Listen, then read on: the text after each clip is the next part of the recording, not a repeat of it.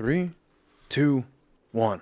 Thank you again very much for coming through. Of course, man. Cheers, man. It's great to see you. Big dog. It is great to see you. Yeah. What do you think? Okay. It's not bad, Yeah, right? that's not bad. Like, for a pre-made, you know what I mean? I don't mess with pre-mix like margarita stuff or other old-fashioned nonsense, but that's good, man. Bullet a good Bullet's a good whiskey, not to be advertising and you know. Yeah. Sponsor me. Right. That'd be sick. Hey. Yeah, man. This is cool though. I like the setup, man. Thank you very much. This is dope, bro. Glad to finally be on here. Thank you, dude. I've been looking forward to talking to you for a few reasons. One of which, of course, is you're a funny motherfucker. Hey, you appreciate it. Absolutely hilarious. Appreciate that. Really looking forward to talking comedy to you, but you're also a fucking nerdy dude like I am. Oh God, I'm looking at this. I'm like, bro, you got man. Look, about to get robbed in here in a minute, bro. Like, dead serious, man. So, I do want to talk comedy first. Where did comedy start for you? Man, that's a story. I tell this story on every podcast I feel like I've ever been on, but it's part of the history, and they asked. But Iraq, man. Oh shit! First place I ever did comedy was Iraq, El Talil Air Force Base. It wasn't El Talil, it was just Talil Air Force Base out there in southern Iraq and shit in Al Nazria. That's where we were at. And yeah, man, we started like a open mic, like just for everything, for music, for poetry, whatever. Really, comedy wasn't in mind or nothing like that. It was me and a couple civilian guys. And I didn't, it was their idea. I just kind of was just along for the ride. And was it like at a MWR? It was it was like the little thing where what did they call the thing? Where like all the telephones were and like you can go play pool at, you can like rent video games and stuff. Like, you know what I mean? It was like the little fun center where then they had a little area in the back that had a like a stage and like, I don't know why it was bad, but it was cool and nobody was using it. And so we was like, hey, can we, do something on Thursdays? And it was like, That's yeah. sick. And so started doing that. And there was a guy in the Air Force that did comedy constantly. And he would do the same set every week. You know what I mean? And now, granted, in comedy that happens, you know what I mean? If when you start for real, you're going to be you're going to get jokes that are just your jokes and they work and you're going to be doing them, you're going to work them, especially at the beginning because like, you're trying to get known for stuff. But in Iraq, when I see everything, the same thing every day, like nothing but sand, and then on Thursday when I'm thinking I'm about to come and get some variety, and then my man come up here and tell the same jokes every time. And so like I ended up being the host of this show somehow, through the magic of people having to work, at that time. And so I ended up roasting him one day that he went on. He got off stage and I cooked him. Oh, and shit. he was just like, yo, like, well, why don't you do it? You know what I'm saying? Why don't you try it? And I was like, all right, give me a week and I'll write some jokes. And I came back that next week and, did my thing. It wasn't like a world beater set or nothing like that. You know what I mean? It was all right. And I sent it back home. I was married at the time and sent it back home to my wife and stuff. And she signed me up for this contest, didn't tell me. You know what I mean? It took me when I got back from Iraq. She, we went out on just a date because I'm back in America finally. And we pull up to this bowling alley. I was like, all right, we go bowling. That's dope. She was like, nah, there's a comedy show here. I was like, that's cool too. Like, it's weird comedy at a bowling alley, but all right. And she was like, you on it. You on the show. I was like, no, I ain't. And she was like, yeah, you are. And, back then, like I said, Buddy dared me to do that shit. And she pretty much like just put the battery in my back. She was like, look, I signed you up. What you gonna do? You know what I mean? And I did it and got third place in that contest. And then it was it was on after I fell in love with it, man. 12 years later, here I am still. That's trying to cook, folks. How long were you in the Air Force at that point? Man, at that point, I had been in for about 9-10 years. No. That was about 7 years that I've been in. What made you want to join the Air Force? Was it right out of high school? Nah, man. Afterwards? Cops. Oh shit! Dead serious, man. Me and my homies were not thugs, you know what I'm saying, in the sense we were all smart and what I'm saying, we all graduated high school, all that shit. But once we got our own spot, it was just like, all right, now I'm kind of away from everybody that's like that I'm trying to be perfect for, you know what I mean, or whatever and shit. And we were fucking selling drugs and, doing all kind of stuff, stealing. you know what I mean, or whatever and stuff. And then that's how we were paying rent. You know what I mean? This is like, yo, like I don't feel like a 9 to 5 is gonna do me.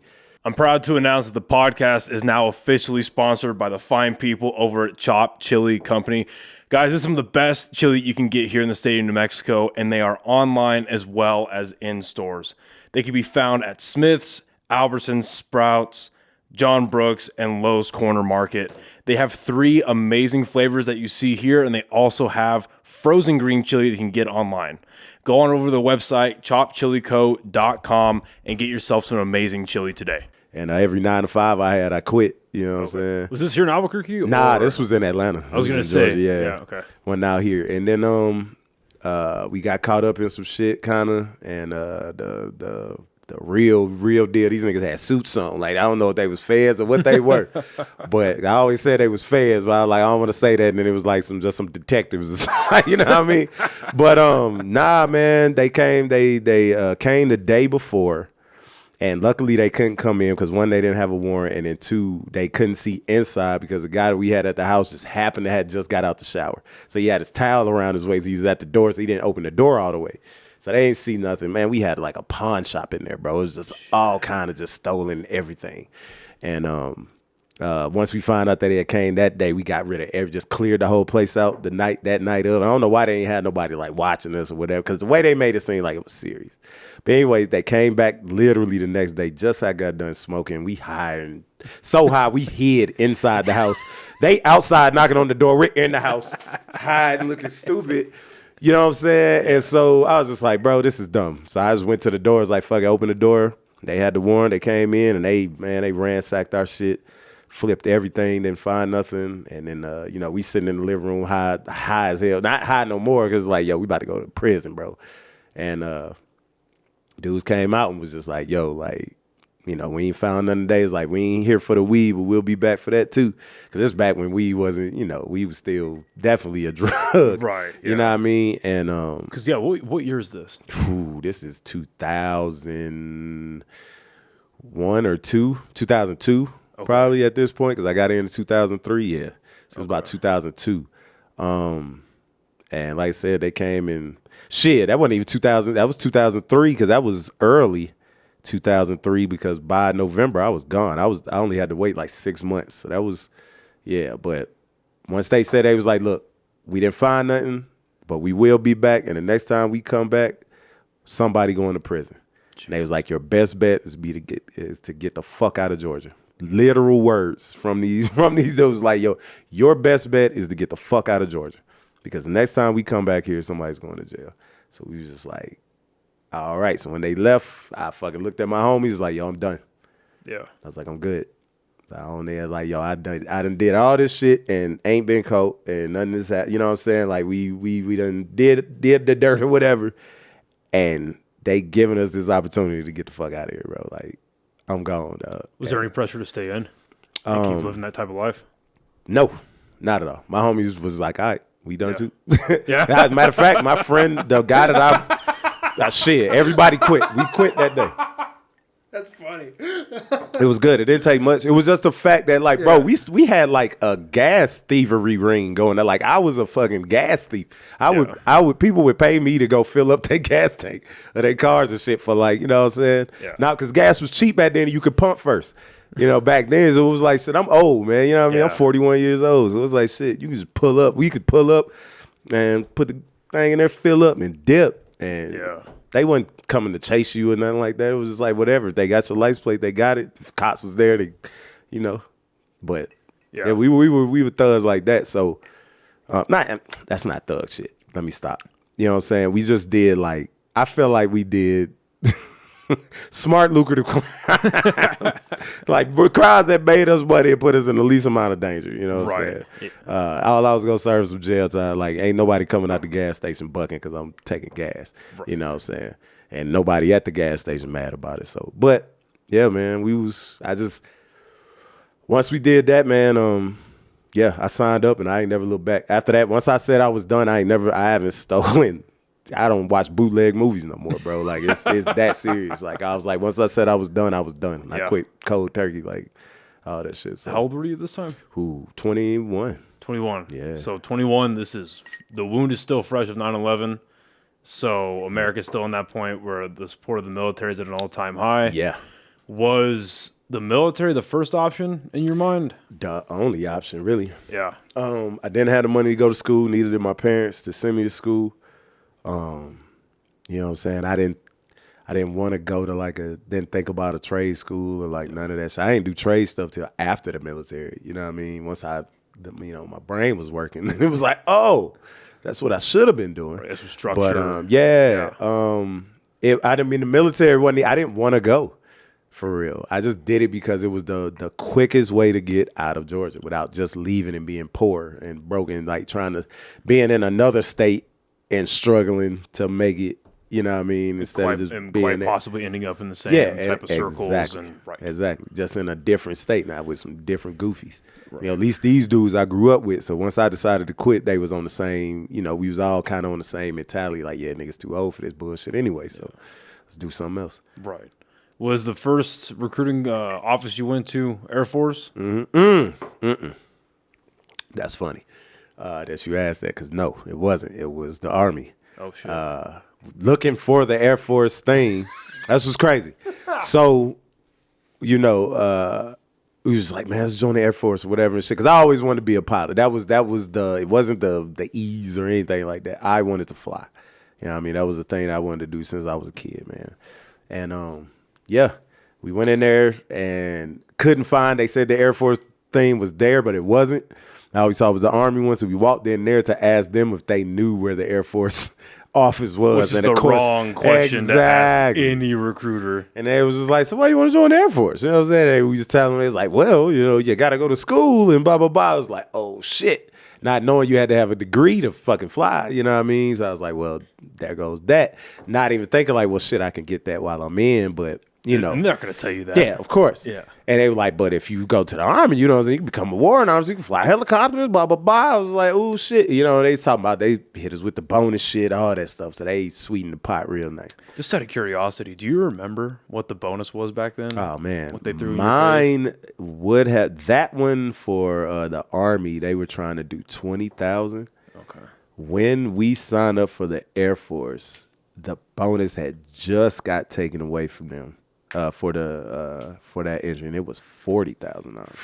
When I re-enlisted in 2009, it was $40,000. No, it was $20,000 for the enlistment. When I re-enlisted, and we had got it back, and it was $40,000. It had increased $20,000. You know what I'm saying, dollars. Damn. And so I definitely re-enlisted. Yeah. And then you get half, right? Not up front, but within. I think it was 2 weeks. Right. I'd had and they break it up into 25%. Yeah, right? for over your rest of your enlistment of that term. So right. I signed up for another 6 years. So I got the $22K up front, and then the rest was chopped.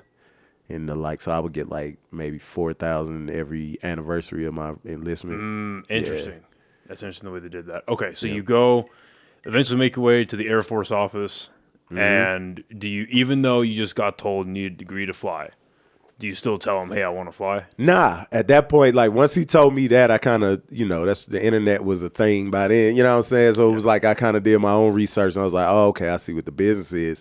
But what happened was we went back and told my friend's dad. His dad was in the Marines. You know what I'm saying? Because I hadn't told my parents yet. And, not that, I was out of the house. I was grown. But my parents were Jehovah's Witnesses. So that shit, I knew it was going to be a thing. Right. So I was just, so we went. And we told his dad, he was like, yeah, we going to join the Army. We was all happy and shit. They telling him all the shit. He sat us down. He was just like, no, you're not. He was like, y'all are going to join. He was like, you got two choices. He was like, you got the Navy or the Air Force. That's it. He was like, he was like, I'm not even your dad, but you're not joining the Army. I was like, all right.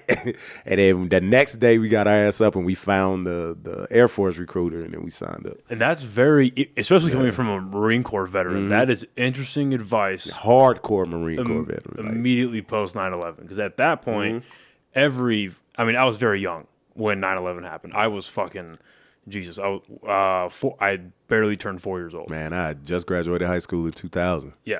I was fucking 19, when that shit popped. Yeah, I was 4 years old. But I remember at least now, like I've obviously done a lot of reading, and I've had older either mentors of mine or friends who were alive or in their teens that year. Yeah. And dads were dragging their kids to the Marines. It was crazy. And the Army.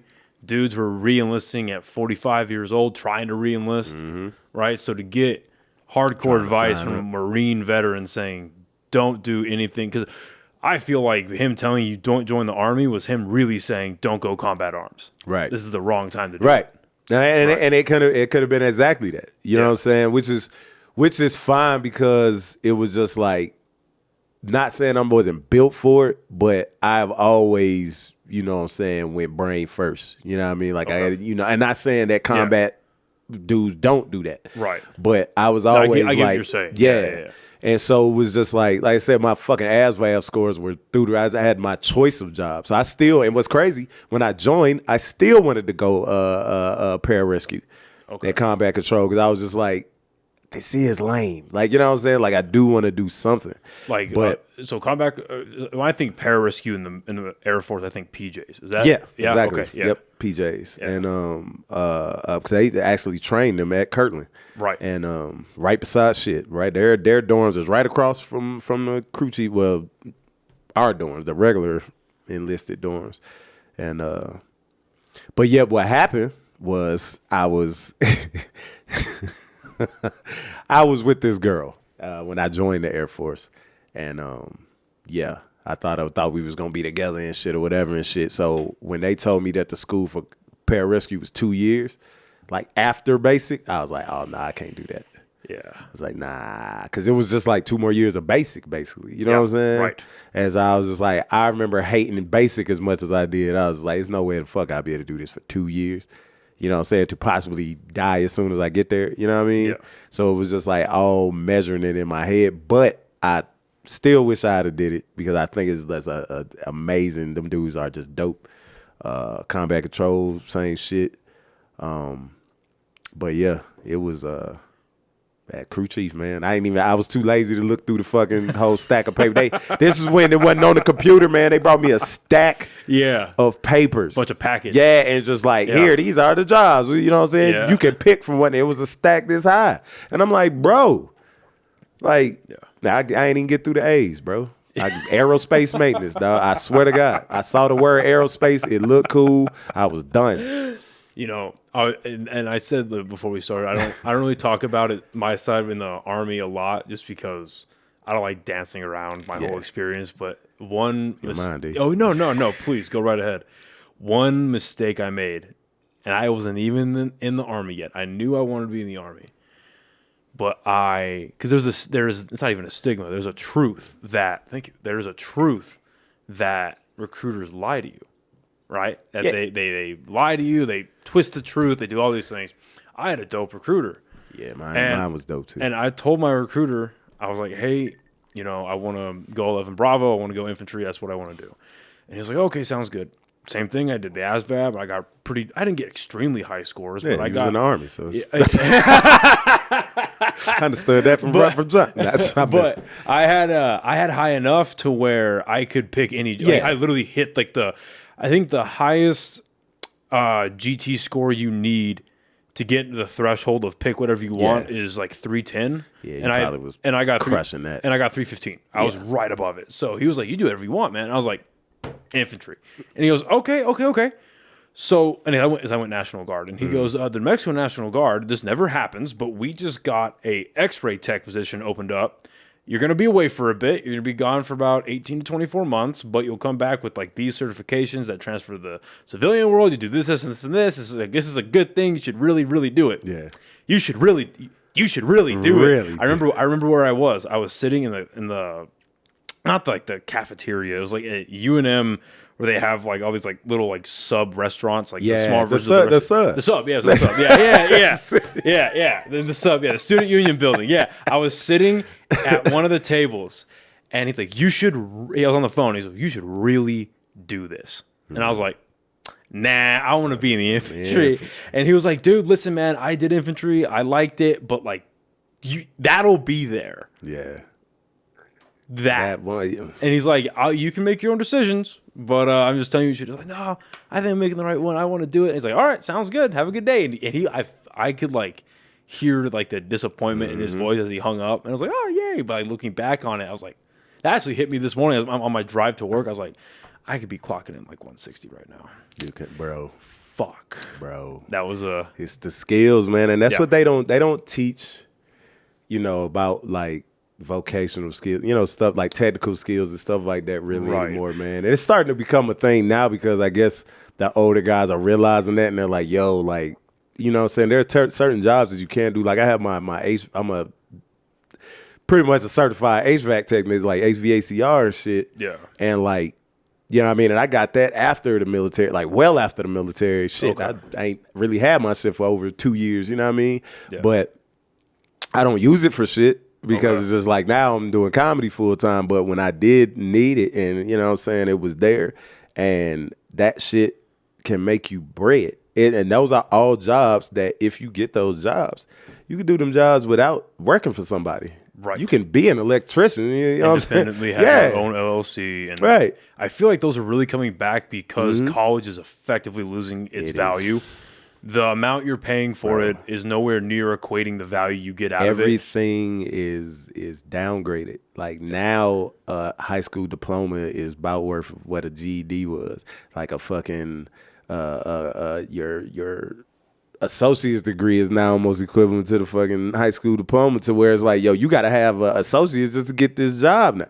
You know what I mean? Or at least an associate's just to get a job. When it used to be, oh, you got a high school diploma, cool. Yeah. Now, if you got a high school diploma, the only place you can really work is goddamn McDonald's and Right. unless you get lucky, somebody or I don't know. And that is precisely how I have the job that I have now. The only reason I have the recruiting job that I have now is because a friend of mine who was doing, because I went to college down at a military school down in Roswell. Okay. And when I was in college there, I did like a work study type shit. And the recruiting office became friends with the assistant director. And we're still friends. But when it came time for me, I graduated and I needed a job. And I was like, fuck it, I'll move for a year. I don't give a shit.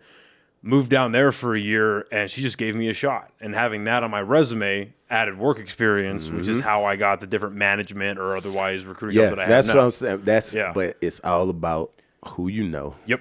You know what I'm saying? It's the same way in comedy, bro.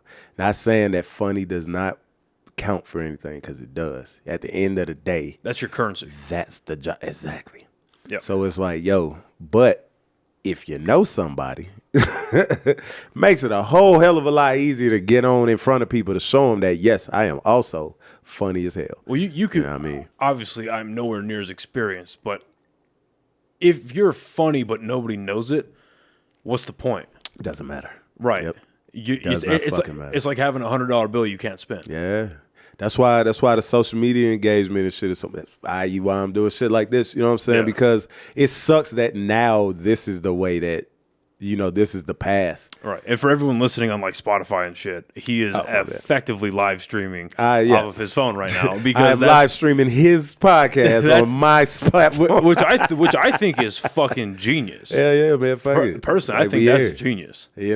But nah, man, I mean, this is the way you got to kind of do it. And I decided, I was like, and I was behind the curve because I'm, like I said, again, I'm an old man. I don't really fuck with social media like that, putting out my business out there like that, all that stuff. And it's been a difficult transition for me just because I'm trying to get used to, like, I don't really make content yet. Like, I got to find out what type of content I want to make and what's going to be happy for me that I'm going to want to keep doing, and it's not going to be just some, cookie cutter, thing that everybody else is doing too. Right. I'm trying to do a podcast and shit, so I'm like, I got to find that space in where I'm, gonna be able to fit in, where it's gonna make sense. It can't just, I don't want to come in and it just be another OnlyKings. You know what I mean? Yeah. It's because it can't be another OnlyKings. There already is one. So, yeah. Well, I agree with that, but then also I think because I guess this really applies specifically to podcasting. It's so impossibly free form. Yeah. That you really have to go out. Same way in comedy, right? you really have to go out of your way to copy somebody. You know, like to really podcasting, to really copy someone. Definitely. Like whether it's a because I mean it's the personalities. Yeah, and this that's is on the show. Exactly. And I mean, this is as basic as it gets format wise. It's two people, or well, really like 2 to 4 people hanging out having a conversation. There's no like segments that I do. There's no not trivia, but like there's no like gimmicks. Yeah, right throughout the conversation. It's just a conversation, right? Right. And so I think it would only really get to a point of like another, as if you saw you see one podcast where they have a hyper specific segment they do, right? And you just do that removed. You know what I mean? Like it's like I see what you're saying. Like you take that and just like, yo, I want to use that for my podcast. Exactly. You know what I'm saying? And it's that exact same name. Almost, you know, you change the name a little bit, but it's the same. You take 95% of it, and inject 5% of yourself, which I think is kind of the same principle as stealing a joke or a premise, right? You find that you specifically found a joke and you're going to change a tag, you're going to change a setup, but the end goal is the same. And see, the problem with comedy though, it's you got to think that everything's been like almost everything's been talked about and shit, right? You know what I mean? And so you have to assume that everything that I probably ever said on stage, somebody else has touched on at least once. But then you bring up personalities earlier. Exactly. That's now, what makes it yours. Exactly. It's the personalities behind the mic that make it different. And I've seen kind of comedians do it. I know a couple here that's done it. I will not say names. You know what I'm saying? But you lose something there because it's not you. You know what I mean? This joke that you stole was written, you know what I'm saying, it was written specifically for that person in mind. You know, they wrote it for them. You know, they say it a certain way. It comes out. You'll never be able to perform it the same. Even they do like the night of the cover comics and stuff. It's about to come up here soon. And people are going to be like, you know, imitating other comics and stuff, which is cool because it's like a big Halloween thing or whatever. It's a real dope show. I just never done it just because I feel like I can't do these other comics jokes justice. You know what I'm saying? That's interesting. I've seen flyers for that, and then I've seen for it's the other show that's just like that at Dry Heat. It's got a fucking wreck. Bit Bandits. Bit Bandits is different. Okay. And Bit Bandits is actually a cool show. I did the first one, and it actually was a really cool show. Because what it is basically all we're doing is writing our set list on a piece of paper and throwing it in a bucket. And then we all get to pick out of the bucket, and you end up getting somebody else's set list. And it's not like their actual jokes. It's just the tag, like how they tag that joke, like or how the title for the joke. So it might just be the premise itself. Yeah, you know what I mean? So it's like we talk about like my jokes. So I on my paper, it would have just had Jurassic Park, shake your ass, you know what I mean? Shit like that. And then your job is to now go out there and do those jokes if you did them. You know what I'm saying? Like if they were your jokes. So you don't have to necessarily, if you know my joke and you want to do it word for word, you can. But you can also just look at the premise and try to riff a whole new joke out of that shit. Interesting. See, yeah. It's not exactly stealing. That is so different than what is advertised. Right. I'll be completely honest. Yeah. Right? That is completely, because I've seen the ads for that. Mm-hmm. And I just think to myself, but I'm obviously not like, I'm not a comic, but I look at that and I'm like, even I know that like the cardinal sin of stand-up is you don't steal jokes. Nah, it's not. That is actually a really clever. Exactly. It's really dope. It's other comics doing your set from their perspective. Yeah, I don't know who put that on. If they happen to see this, friendly suggestion, that might need a different name. Because you're not stealing something. I still like it though. It's clever. It's catchy. Bit Bandits is clever, but I see what you're saying. But you know what I mean? How hard it would be to explain what I just explained to you in like on 2 a words. Flyer. Yeah, 2 or 3 words. Yeah. So it's like you kind of have to come and it's really not meant for, you know what I'm saying, people that know comedy that hardcore like that, like where it's like somebody's gonna be critical. It's like, are they stealing jokes? Like fuck. You know what I'm saying? Yeah. Well, because even through the guise of, okay, I'm a comic. Jake Morris is the host of that. I want to say he might have been the creator of that show, or just at least a, you know, I do want to make sure they get else credit because that's a clever way to present a show. Because and dry heat. Because even if it was, I'm thirsty. Like, yeah, go right ahead, man. For the people that are on YouTube, we still have this giant fucking thing that I got from Costco. Ugh. Oh, wait. So is this just an everlasting bottle of whiskey that you've been trying to drink on the show? Oh yeah, because we can definitely crack it. You know what I'm saying? So we can do it first. I just want to crack that motherfucker. So that's what we're gonna do. But because even if it was just hey. Comic A is going to take Comic B's word for word bit and do it. I'm sure there's a market for it. Yeah. I just know that's not me. Right. And then I just have more questions than I do. It's more question than criticism because it's like I'm the same way. That's how I am with the Night of the Living Cover Comics. So what is that then? That is literally what it's like because they do a show out here called Night of the Living Cover Bands, and I think I've seen this in Atlanta too, where it's literally bands that do covers. Yeah. They like pretend they're another band, like a famous band or whoever they decide they want to be, and then they do their songs. But a lot of time what I notice is sometimes they'll do their version of that song. You know what I'm saying? Like, you know, your band's version of this band's music. You know what I'm saying? Which is how a lot of bands do it professionally. Which is a cover band. Anyway, you know what I'm saying? Exactly. And so Night of Living Cover Comics is the same thing. It's like say let's take I didn't get this. I haven't watched one yet, and I need to, and I might go to this one this year. I just every time they've happened, I've been booked. But last year, Carla Vasquez was Gallagher. You know what I mean? And she literally did Gallagher shit, like brought watermelon up there, smashed it at dry heat. Now, you know, dry heat ain't but yay big, so everybody got watermelon all For up. people who don't know who the fuck Gallagher is, he's a dude with a respectable mustache, and he just went on stage and he went set up, tag, punchline, and then smashed the shit out of a watermelon with a Mario-sized mallet. If you don't know who Gallagher is, you got a supercomputer in your pocket. Yes. You know what I'm saying? Go look it up. Really. That is hilarious. 2 L's, GH in there somewhere. One of my favorite Dave Chappelle skits from the Chappelle Show is Black Gallagher. Black Gallagher ain't going out like that. Shoots You're people. Crazy. Crazy like me. Break yourself, bitch. I got warrants. Oh my God. Anyway, I have an extensive Dave Chappelle or Chappelle Show knowledge. That is what I grew. That is what let me know that I loved stand up. Yeah, was the Chappelle Show, and I want to get to that. I definitely want to talk about that for sure. So here's my question about that then, and I guess this thought process originally applied to Bit Bandits, but now it's a different type of show. Mm-hmm. So in the music sphere of things, covering other people's music or other songs is like it's okay. Like it's a thing.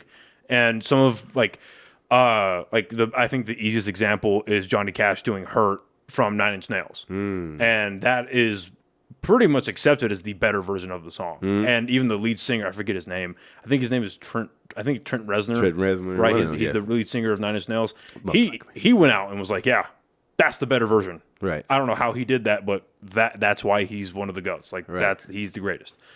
But then you have a show like that for comedy when in that entertainment sphere, it is the most, again, if there is one thing you don't do, you could be the worst open micer. Yeah. You could be me at Inside Out on a Wednesday afternoon. You ain't the worst there, trust. Yeah. You could be the worst open micer you could ever imagine. Yeah. Just don't steal a joke. And you're absolutely right. You know what I'm saying? That's the cardinal sin. That is the one thing, you know what I mean? I think a lot of comedians, except for the ones that are doing it, agree on is that you don't steal the joke. I'm just being real, bro. You got to think like the comics that's doing it don't agree with that shit at all. I've been to enough stand-up here to... Or they may agree with it in your face, but then they like, what the fuck? But I think with this show, being that it's a one-off show, and it's kind of like, it's like that cover band show. It's more like a tribute thing. So presentation is a huge. I think that's why they do it closer to Halloween. Yeah. When it's like you can dress up like that, you're already imitating ghouls, ghosts, goblins, or whoever movie star, whoever you want to. Anyway, I think it's more of just like a gimmicky tribute thing. It's like people get to come out, have fun, see their favorite local comic do their favorite international comic, or whoever the hell. I think it's a cool thing. I just never was, because of the fact that I felt like there was people jokes that I wouldn't be able to do justice for. Yeah. And then the kind of just in the thing, just in the vein that I just didn't want to repeat their jokes on the mic on stage. But I think the people that go understand this is, of course, not, Dave Chappelle or Gallagher or whoever. You know what I'm saying? This is just somebody, paying tribute. You know what I mean? Because at the end of the day, Carla is now not, after getting everybody to laugh at her Gallagher set, now going back and becoming Gallagher after that. She came back and immediately became Carla again and started doing her own shit, and all that shit went away. You know what I mean? That was a one-off. They got it on tape. Now it's done. It never happened again, but it was for that show.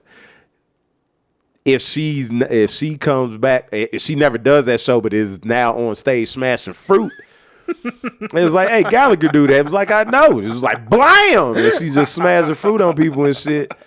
And it's like, now it's like, nah, you stealing. You know what I mean? That's his stick. That's his bag, baby. Like, you can't do that, but, And I think that is a smart way to present that show, is surrounding it with enough,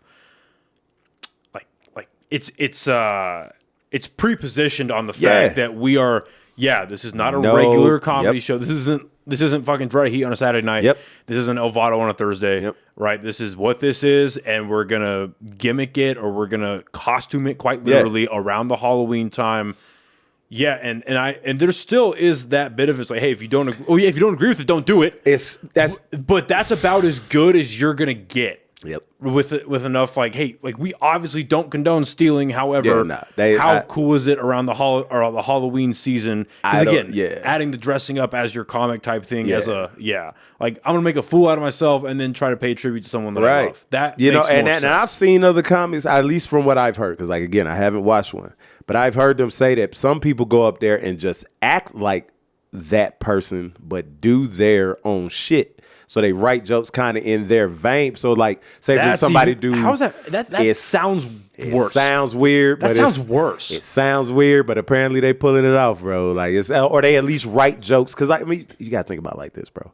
Not every comic is writing their jokes, bro. Like Kevin Hart has writers. Right. You know what I'm saying? Yeah, blah, blah, blah. Yeah. So it's not theoretically hard if you're a brilliant enough comic, or at least a good enough writer, to write jokes that kind of sound like somebody else's shit. Yeah. You know what I mean? And they just do it in their voice. You can't scale that down to local comedy, though. Let's be real. Why you can't? Have you been to a night of the living cover comics? No, but I would love to see. We should go, man. I'm telling you. Some of the check best it out, to go. I would love to go check it out, but I don't know if some of the best writers here could write for Kevin Hart, because he's at that level of insane ability. I'm not saying that you're writing jokes that Kevin Hart would do. I'm just saying that you're writing jokes that sound like something that Kevin Hart would do. Okay, fair. You're trying to capture the personality. Yeah. That makes sense. I see it's not hard to do that if you're a good enough maybe impersonator, and then, you know what I'm saying? They could just get that off for 5 minutes. Yeah, I see where you're coming from. Yeah. Because, it's almost in the same vein as when I don't know if he did it just once, but when Will Ferrell did the night with George Bush. Have you seen that? Mm-hmm. Yeah. I feel like it's kind of like in that vein. Exactly. Okay. It's acting like George Bush. Yeah. They written stuff. It's anything, sketch, all that shit. When they do sketches and they act like they're somebody else, they say things that person's probably never said. Yeah. They have to say it in their cadence and their voice and they mannerisms, all that shit. So that's what I look at Night of the Cover Comics as. But for me, I can't do that. You know what I'm saying? I can't. I'm not good at impressions. You know what I'm saying? I'm not gonna write there. You know what I mean? So I'm probably just gonna do, if I did it, I would do Dave Chappelle, somebody like that, and just be word for word with it and keep it pushing. And I think that's boring. I was gonna say that, like, least. with the amount of, I mean, you just said that you have your huge, like, extensive, like, just backlog of Chappelle knowledge in the back, Chappelle show knowledge in the back of your head. Wouldn't you just feel kind of strange, like, personally though? Wouldn't you just feel like I'm not Chappelle? Like, I couldn't go up there and try. That's why I haven't done it. And try to do like Hinchcliffe. They have asked me at least Andrew 3 Schultz. times to That do doesn't that surprise show. me at all. They've asked me at least 3 times, and I've turned them down every time. That doesn't surprise me in the slightest. And it's no offense to nobody, no like hard feeling, none of that shit. Like I said, I think the show is a great idea. It's done in other genres. I think, like I said, there is that stigma of thievery and stuff, but I don't think they're doing it with the intent to thieve. Right. I think intent's a big part of it too. Yep. And I think that's why it's specifically planned. And I'm not even saying I don't think they're doing it with intent. I know they're not doing it with intent to thieve. Right. And that's why it's planned around the Halloween season, why people are encouraged to dress up. Right. Yeah. And intent and presentation are huge aspects of that take it away from, we're going to rip off our favorite comics and you're going to pay to watch it. Right. Going back to your Air Force career. So you sign up November 03. You end up doing the aerospace. Well, you got some good recall. That's pretty good. Thank you. You heard November in there. Let's go. November of 03. You are doing the aerospace mechanic. Yeah. Right. I'm a crew chief. Crew basically, chief. You know what I'm saying? On heavies. Where do you go to basic training? San Antonio. San Antonio, Texas. Yeah, man. So you're Lackland going Air Force Base. So you're going there when it's turning a little bit cold. Man, I was there right before Thanksgiving, and I graduated Christmas Day, 2003. Merry Literally, December 25th. It was Christmas. We had the graduation and shit. Some of the people got to go kick it with their family and shit. My family didn't come. How long is Air Force? Because Air Force calls it basic military training, right? Yeah, it was BMT. BMT. Yeah. So how long does BMT last for? It was at that time. It was 6 weeks when I went. It was only 7 for me because I got there on Monday, and you had to have a 0 week, which is your first, like when you first get there and they get you like your uniforms, all that shit. And so since I got there on a Monday, I had an entire 0 week. So I was there for 7 weeks, and yeah. What was that first? Basically, the week that didn't count. Oh man, were you just doing bullshit the whole time, right? Yes, bro. That Absolute first day bullshit. was. Whew. That first day was crazy. Because like I said, back then I came up in the Air Force where they still were like allowed to like yell at you, cuss at you. Like they couldn't put their hands on you and shit. Right. But it was like people try to, Air Force, and I will say it myself. I know for a fact the Air Force probably has like the weakest basic training. That's hands down. Like we're not gonna sit here and try to sugarcoat this shit. You know what I'm saying? Like, not saying that we didn't do cool shit or we didn't it wasn't hard, but it's not the Marines. It's not the Army, bro. You know what I'm saying? Like, we not playing this game. So, it's, you know what I'm saying? It's not that. So, it's like, but it was, that was a lot of people's, including mine, just first experience of having like I said, I grew up without a dad. Like, my stepdad came around, but he wasn't like a yeller. You know what I mean? Like, he didn't yell and all that shit, but he was very stern and strict and shit. But, that was my first, like a lot of dudes' first experience with having a dude just yell at you, just like, man, fuck you, in your face, spitting on you, don't give a fuck. And it's like, you don't know if that fool was gonna hit you or not. You know what I mean? It's just like, I know if I react, they will. You know what I'm saying? Like, if I touch you, it's like if I touch you, then it's like, oh, it's on like popcorn. And I've seen a couple guys try. You know what I'm saying? My TI looked like The Rock, bro. Like, he had the people's eyebrow and everything, dog. I swear to God. Sergeant Brown, man. Tech Sergeant Brown. Well, he ain't a tech sergeant no more, probably, because he was, a tech when he was a master sergeant when I was getting in. It's Master Sergeant Brown. It was Tech Sergeant Hossey. Like an E7? Yeah. Yeah. No, Master Sergeant is E7. Yep, E7. I ain't thought about ranking in a while. Yeah, so he's it, man, and he didn't play no shit. And he was funny as fuck, man. Like he literally reminded me of The Rock. 'Cause it was like he would do things so subtly, and you knew it was like it was funny, and you wanted to laugh. It was like I so many times getting in trouble for just like, because he's like, that wasn't for y'all, that was for me. You know what I mean? Like, it's like, y'all aren't allowed to laugh at nothing that I do. You know what I'm saying? No matter how funny it is. I mean, every now and again, it was like shit would just be so fucking. It was like, bro, all right, I'm gonna let y'all get that off. But nah, man. I remember guys trying him, yo, and shit. I remember he pushed the dude out the flight with his hat. We were in fucking formation. This dude kept fucking up the march. He was like, get the fuck out of my flight. He put his hat, the brim of his hat, on that dude's forehead, and he just walked him out of the flight, just dared it. He was like, yo, if you touch me, he couldn't touch him, but he was like, yo, I can touch you with this. I ain't touching you. This is my hat touching you. God damn it. He used that, but they knew how to. That's what I like. TIs are a different breed, bro. Like if you are a basic training, like technically or whatever they call them in all the other branches. Yeah. I know for us they was MTIs. Yeah, man, that's a different. Aside from JAG, the Air Force TIs, and then the drill instructors from the Marines, drill sergeants in the Army. I forget what they call it in the Navy. Yeah, I don't know. But those guys outside of JAG are the best military lawyers you will ever meet. That's crazy. They are the best military because they know all the shit. They will figure out how, like, if this is the line of you're gonna get an R-15 for fucking with a trainee, they know it right there. Yeah, they are right, and they'll stay right there. Yeah, as long as they can. That's very true. So they know the rules, man. I mean, they're the gate. They're the gate for the military. Yeah, right. You have to go through a military training leader to get in. And there's an argument now, and I think it's a valid one, that due to the continually declining retention and recruiting numbers. Yeah. I mean, the gate is not that strong anymore. It's not. They're gonna let now. Granted, if you will always have the one or two that commit like actual crimes during basic training, they will just be.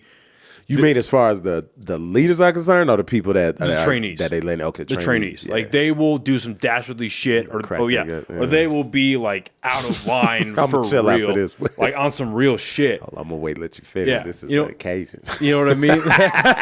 Like they'll be on some real shit, but how do you say it? I guess like the caliber of individual that gets through now can be questioned. I know you've been out for a while. Here's the difference. But here's the difference. Think about the caliber of dude that went in when you went in versus the caliber of dude. And I didn't get in that long ago either. I understand. Yeah. But look at the caliber. I guarantee you the caliber of dudes that went in after World War II were different. The guys that went in for the Vietnam were different for the guys that went in World War II. I feel like it might be just immediately following how do I say this? Immediately following a major conflict, the expectation of an entry-level person will be so high that it's almost impossible to achieve. You know what I mean? You said immediately following one? Yeah, so let's say like after World War II, right? You have just because I have the purview of the Army, you have the Army drill instructors or drill sergeants. Yeah. They have just went through absolutely horrific situations. Yeah. And quite frankly, it's a miracle they survived, right? So now they go back from assisting in stopping real evil. They come back to the States, and these guys who've been in for maybe 4 or 5 years, they become drill sergeants at wherever probably still down in like Benning and Leonard Wood, shit like that. But now they're taking all their experience. Do you want ice? They take all their experience, and they are now meeting brand new, fresh people. Bro. And I'm just assuming that one of the first thoughts in their mind is, where the fuck were you during the biggest conflict of the last 200 years? Hey.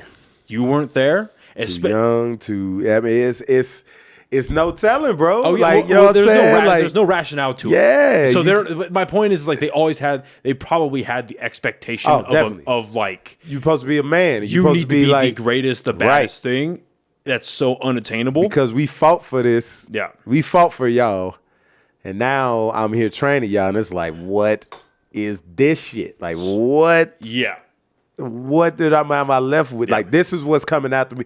I'm supposed to be expected to protect me now when I finally get out the military. And these are the guys I'm leaving it to. Yeah. But what you don't realize is most of the guys that go in are fuck ups at the beginning. A lot of them. Trash at the beginning. I was a fuck up and trash at the beginning, was too. bro.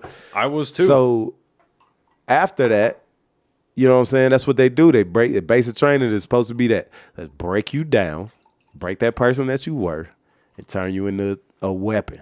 Right. You know what I mean? Now I'm about to turn you into a sharpened edge motherfucking sword to poke in the, you know what I'm saying, in the rib cage or whoever the fuck step in front of us. You know what I mean? So it's like, bro, for the Air Force to be the smartest branch, some of the dumbest motherfuckers I know. Boy. Well, I tell you, dog, when I talk. Bro, shout it. Dumb. Yeah. Dumb. I mean, guys that didn't brush their teeth. Oh. Like, now I'm not talking about like, just, okay, you got stank breath. No, like I'm talking about don't brush your teeth to where soon as you get to your first duty station, that first dentist appointment, my man's got all of his teeth taken out. And they had to give him falsies. Yeah. Right off the bat. This is your first thing you do when you get to your first base. Is go get all of your teeth taken. Real dental checkup. Yeah. And like, wait a minute. That's, man, look, if I don't miss nothing else, I miss the dentist. Free dentistry, bro. Fair. That's fair. Free fucking dentistry. First of all, let's get into this for a second. Why in the human history of fuck doesn't dental health isn't in your regular health care? Yeah. Why am I buying health insurance, but my mouth health? Oh, I can tell you why. It's two totally different healths. And you know the answer to that too. You're smart. I mean, I know it's money. Oh yeah. But it's still bogus. Oh yeah. So now I gotta pay a whole nother separate. No, it's bullshit. No, it is big pharma. It's crazy. Well, cheers. Big cheers. Cheers, bro. Thank you again, man. This it's been good. This is great. If y'all ain't drinking whiskey to this one, you might want to go get some, man. See, that's not bad. See, because my go-to, Hell yeah. my go-to has always been Bullet, like the regular Bullet.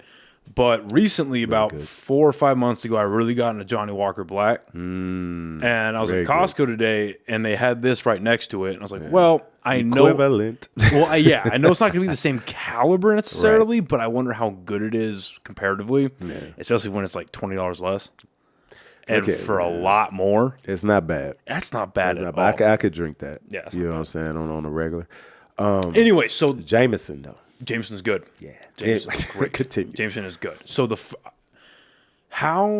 I start asking more specific, how did they break up? Because if you really only have 6 weeks and then you go to a specialized school, how are they breaking up the 6 weeks? Man, like I said, that first week, depending on how long you're there, so that could be, 3 days or whatever the fuck. Like I said, I had a whole week. So that first 7 days was 0 week. All that was like getting your uniforms, getting your haircut, getting your, shots, all that shit. They handled all that like within that week, which is crazy because normally they don't get that much time. And so because of that, we literally got 6 weeks of just straight fucking training.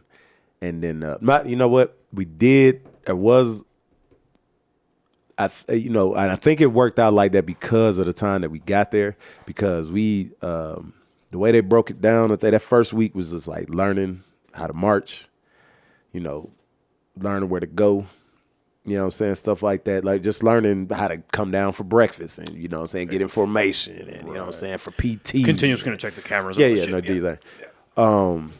Yeah, man, doing all that stuff. And then after that, it was just learning, just you go through, you're learning your ranks, you're learning your shit, a little bit of everything, bro.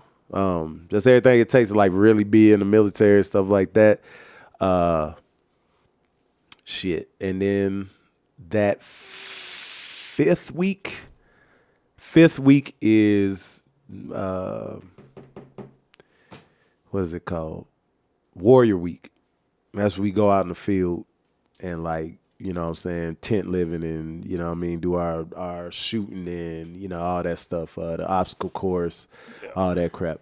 Now, basic is completely different. I couldn't tell you how the Air Force basic is now, and I know it is longer. It might be 7 to 8 weeks. I was going to say, this is literally, coming up this next month is 20 years ago. Yeah. Bro, my homie that I went in with, that I lived with, that was there when the cops came, just retired. Oh, shit. Literally just retired about a couple weeks ago. And we got in on the same day, so like we would have been retiring. So he saw what you were doing, and he was probably like, but see, the thing might not be is, a bad option. Yeah, no, that was, we went the same day. Like I said, we was fucking. That's crazy. The only thing about it, he did a different job, and I wish they'd have had us in the room together when we picked our jobs, so we could pick the same job. Kind of, you know, at least went through it more and more together. But he became a car mechanic, or he did something with cars. So he was like in the fleet and shit like that, and then he became Red Horse, and so which is Red Horse. Is it Red Horse? I think it's Red Horse. They're pretty much the first motherfuckers to go, and like when you trying to set up infrastructure in a different country, like you go to Iraq and we needed a base or like a forward operating base or something like that. Those are the guys that go in and put that infrastructure. Oh, they're probably setting up the what's it called, the COBs, right? The combat operating base, something like that, where it's like the most bare living to survival. Yeah, they do a little of everything, man. But they usually the first motherfuckers in there. Once it's cleared out and whatever and shit, they get in there and they put it. So he was doing a little bit of that, and then I can't remember what else he did, but yeah, man. Good for him. That's sick. Retired, man. I'm so happy for him, bro. I hate it because it's like shit. Could have been me, but like I said, shit happened for a reason, man. If I think I'd have retired, if I'd still been in the Air Force, I don't know if I'd still be doing comedy. Right. And even if I was, I don't think I would be where I am now. No, you definitely wouldn't be with the demand that comes with the lifestyle of active duty like that. Yeah, you definitely wouldn't be. What were the winters like in San Antonio? Shit, that shit was weak. Yeah, it wasn't crazy, wild, right? I mean, it was cold. Don't get it fucked up. But it was cold. Did you get like heavy snow? Did we get snow out I've never been to San Antonio except for like flying While through. I was there, no, we didn't get snow. It wasn't a bad winter at all. It was cold because there was some mornings, man. I remember a morning I got in trouble for having my flaps down on my. They gave us the winter weight hat, and they had like I don't know if you.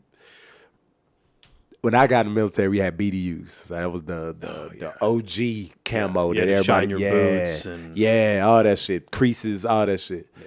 And so they gave us, two different versions of that uniform, the summer weight and the winter weight. So we had the one that was like thicker than have like, and then the summer weight has that like almost like gridded. You can kind of see that it's thinner. Right. And so it's a little more breathable. Anyway, wearing my winter weights most of the time. Most people wore winter weights because winter weights looked better when they creased and all this because they were thicker fabric and shit. But our hat that they give you, the winter weight hat, has ear flaps that can fold down. It's like a whole little head thing that can flip down out of the hat. And before you come down, you're supposed to agree, like that entire squadron has to agree. Either we flaps down or flaps up. You know what I'm saying? Right. None of us knew this at the time. This is something that we were supposed to figure out on our own, apparently. You know what I'm saying? They were just waiting for one of us to get bold enough to put our flap down. Right. You know what I'm saying? And guess who that bold motherfucker was? You know what I mean?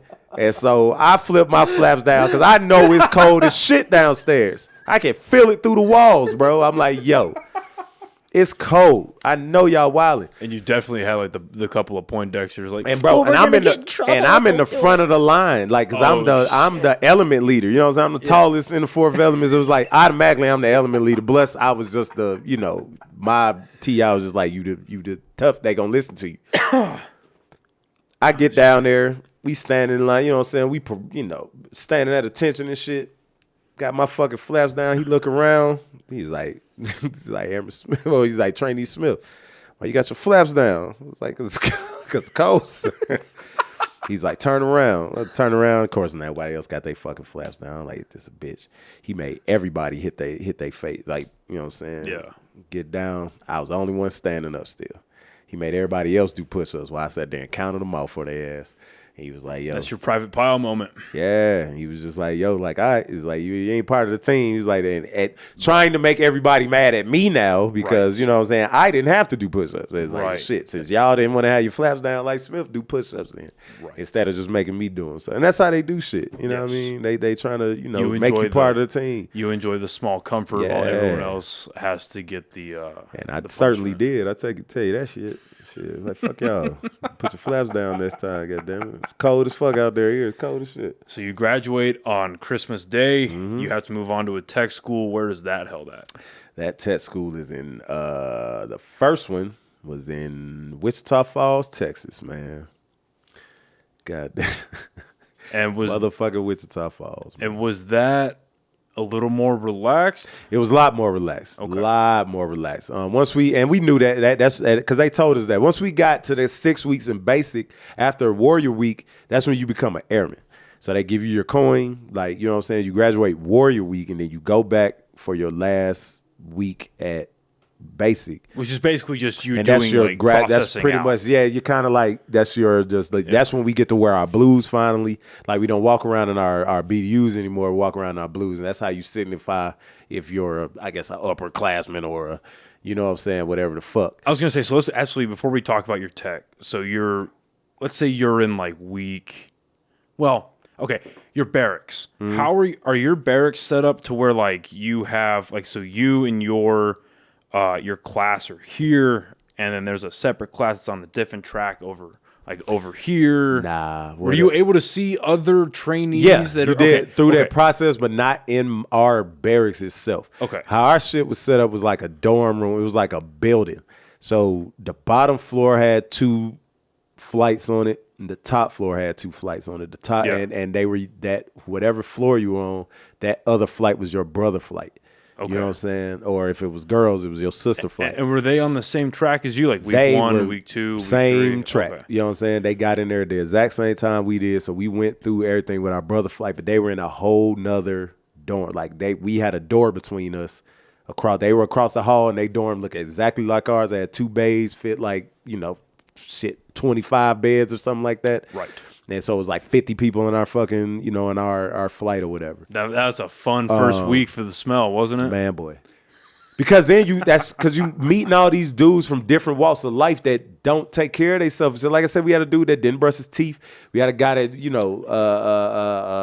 motherfuckers' feet stink, fucking, you know what I'm saying, pee in the bed, goddamn, just all kind of different shit. It was like, bro.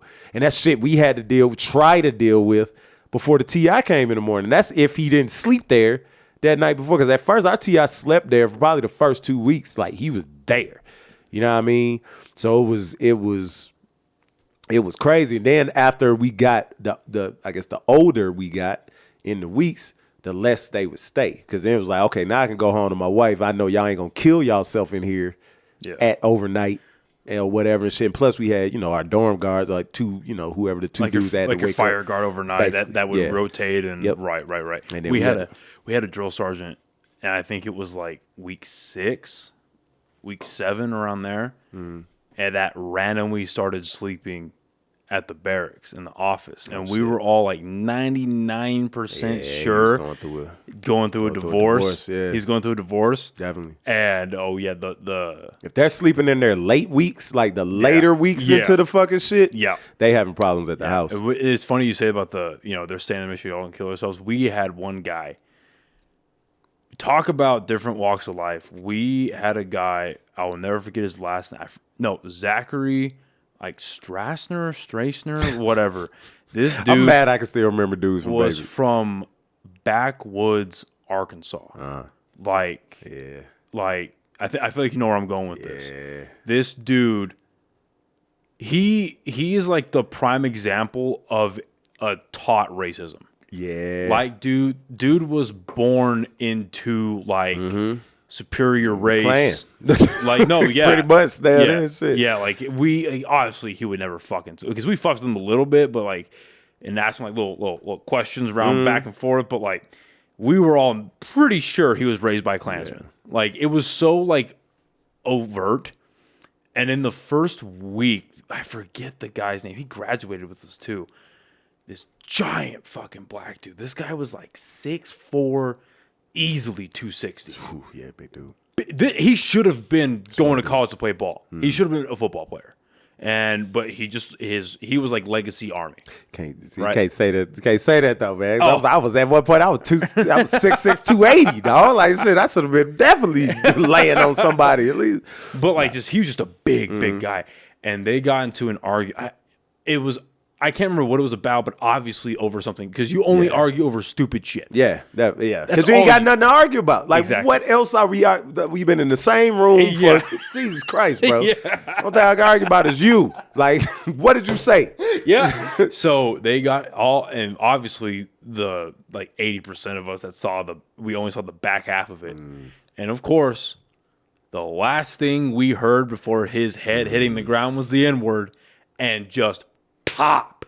And when that dude dropped, thank God. And I remember the guy who ended up being a friend of mine during basic, Daniel Sears. Thank God he was right next to him and then managed to barely catch him. Like his head tapped a little bit, but he was able to save him from actual brain damage. Because it's tile. Yeah. He'd have been asleep. It's tile there. The dude would have had severe TBI. Sleep. So I remember seeing them these are all very separate individuals, aren't man, we? Okay. Tell me, bro. We okay.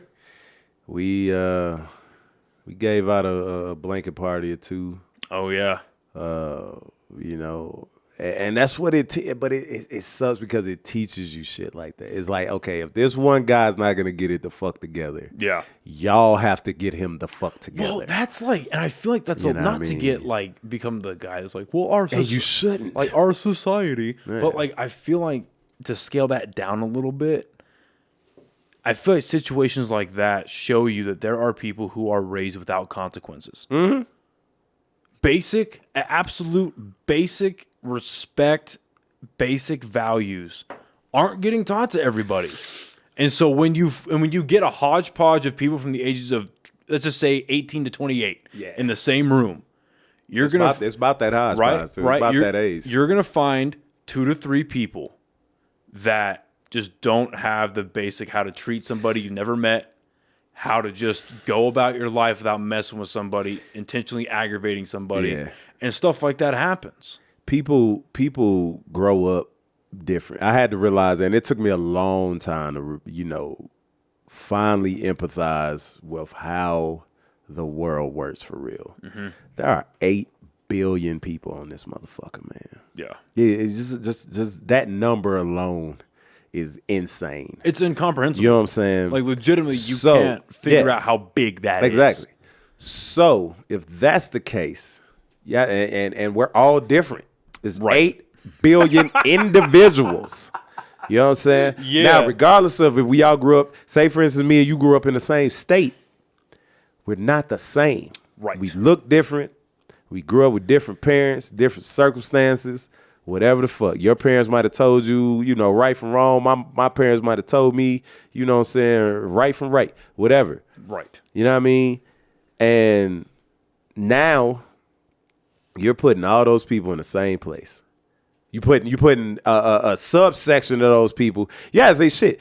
There's 8 billion people on the planet. You don't even get to meet 25% of those. You don't even get to meet 1%. If you're lucky. Really? If you're extremely lucky. Shout it. I want you to think about realistically. Yeah. The percentage of people that you actually know on the planet.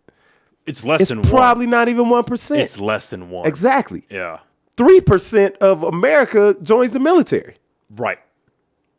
3. Yeah. And imagine how many veterans you know, though. Right. Or even civilians. Yeah. How many veterans they know. So that shows you how big 3% is. 3% of America versus 1% of everybody. Of everybody. Yeah. You know what I'm saying? So it's, like you said, it's probably less than 1%. Oh, yeah. So now you put less than 1%, you put even less than that in the same room. It's like for the next 8 to 9 weeks. Figure it out. Yeah. Y'all got to become a team. Yeah. And not only become a team, but a cohesive, like a brother, a family. Yeah. We all bleed green. You know what I mean? So now I have to learn to trust you. And I know for a fact you say nigga No, sorry, we ain't supposed to, you can bleep that. Oh, I don't bleep shit. You know what I'm saying? Good. You say that word frequently. And I gotta not want to kill you and want to kill the dude that's shooting at you. And if something happens to you, I gotta save your life. Yeah. That's and like with malice too. Oh, you know what I mean? Like people hold that in their heart towards other races, like with actual malice. Yeah, for sure. Shit's tough, bro. But I look at it like, okay, you grew up different than me. You grew up in a different spot than me. You know, I don't know what your education background was like and nothing like that as far as what you was learning, what your people was teaching you. Hopefully, dude, I hated my bunkmate. Hated him. Oh, man. Were you top or White bottom? guy. I was top. He was bottom. It was fine. You know what I'm saying? His last name was Smith, just like mine. Oh, shit. You know what I mean? White dude. Yeah. Could not fucking stand him, yo. I wanted to beat his ass every day I was there in basic training. Was it because of? So he was just like he used to just do.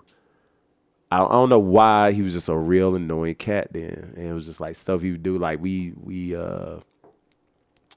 ended up losing brother fight, but he wasn't a bad guy. He was just he was misunderstood. I misunderstood him. I was gonna say, like looking back on that, do you think it was just personalities didn't mesh? I'm gonna tell you what happened. Yeah.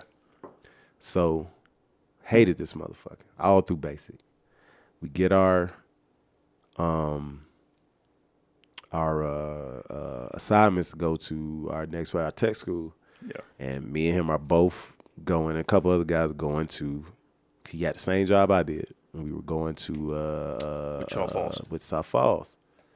I'm like, fuck, man. I go with this motherfucker, man. I was like, promise we get done, I'm gonna beat his ass. You know what I'm saying? Thinking this in my head the whole time, bro. I'm gonna beat his ass, bro. This dude is my son's godfather. That's cool. Love that motherfucker. That's cool. You know what I'm saying? And it's just like that. It's like once we were able to get out of that stressful ass situation of basic, realized he was a cool ass dude down there, smart as all fucking hell, man. Just a real great guy to the point where it's like, let's say my ex-wife was like, nah, that's, you know what I'm saying? And it was crazy because we, to the point where we had we had nicknames because in basics, like I said, we were the only two Smiths in our flight. So every time our TI would say Smith, we were both. And he was like, not you. He was like, not the black one, the white one. So we were Blacksmith and Whitesmith, dead ass serious. We were so stuck to each other at one point that we, like I said, we came here, Kirtland, together. Same base, same day, first day, get there. They calling on it. We in roll call. They calling names. They get to us. Smith. Call him first. He's Ryan Smith. I'm Steph. You know what I mean? Call his name. He answered, whatever, I can't remember what we used to say back then. And then they called me, and then they was like, we can't call both of y'all Smith. And it's how I was like, well, they call him Whitesmith and I'm Blacksmith. Just said this, I'm in the formation parade rest and shit. And they was like, we can't call y'all that neither. You know what I'm saying? And I'm mad. Because now you're in the real military. Yeah, because I'm mad. I'm like, yo, that's our names, motherfucker. Like, I was Blacksmith. Swear to God, I was Blacksmith until that day.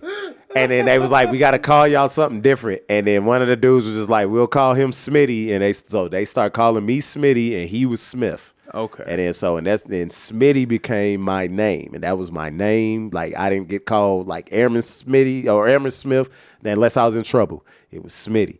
Higher ups, whoever the fuck, officers, all that shit. That's what they called me.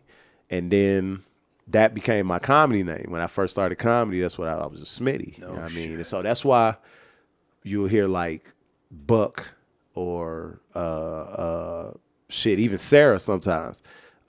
They'll call me Smitty. And so like those names, like Smitty, having that name lets me know how long I've known you or where I know you from, if that's what you call me. You know what I mean?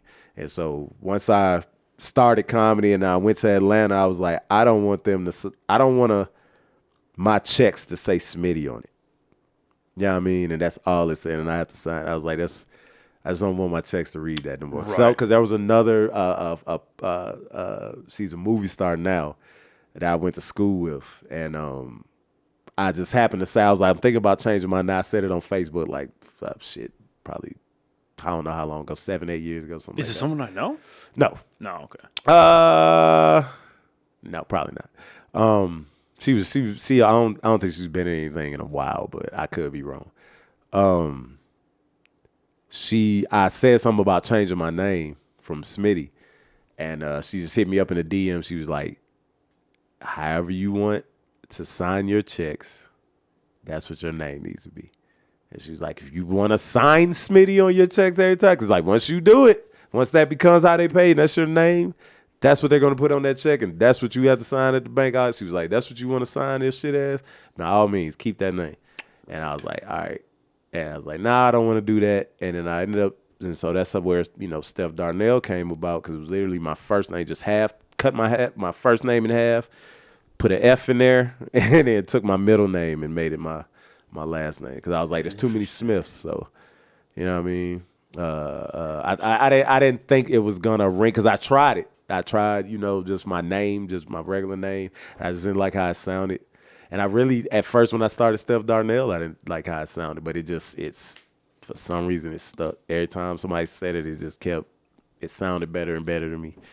And I was like, and I still don't know if it's a good name or not, but hey, motherfuckers put it on checks, and you know what I mean? I'd rather sign that than sign Smitty, Well, first of all, as long as they put it on a check, it works. Hey, no doubt. It definitely still cash, but And second of all, I mean, you're right. Like I think that element of because like it's effectively like a stage name. It is. So if a stage name sticks, I think it's an intangible thing. It's like, does it work or does it not work? And you have to be real. How many one name comedians are really that famous? Like that are super, like you said, Gallagher, fucking Sinbad, Earthquake. Yeah, you know what I'm saying. Yeah. Shoot, there's definitely a couple more. There might be a couple more in there, but nobody to the caliber of Eddie Murphy or or Dave Chappelle or Jerry Seinfeld or what I'm saying, George Carlin.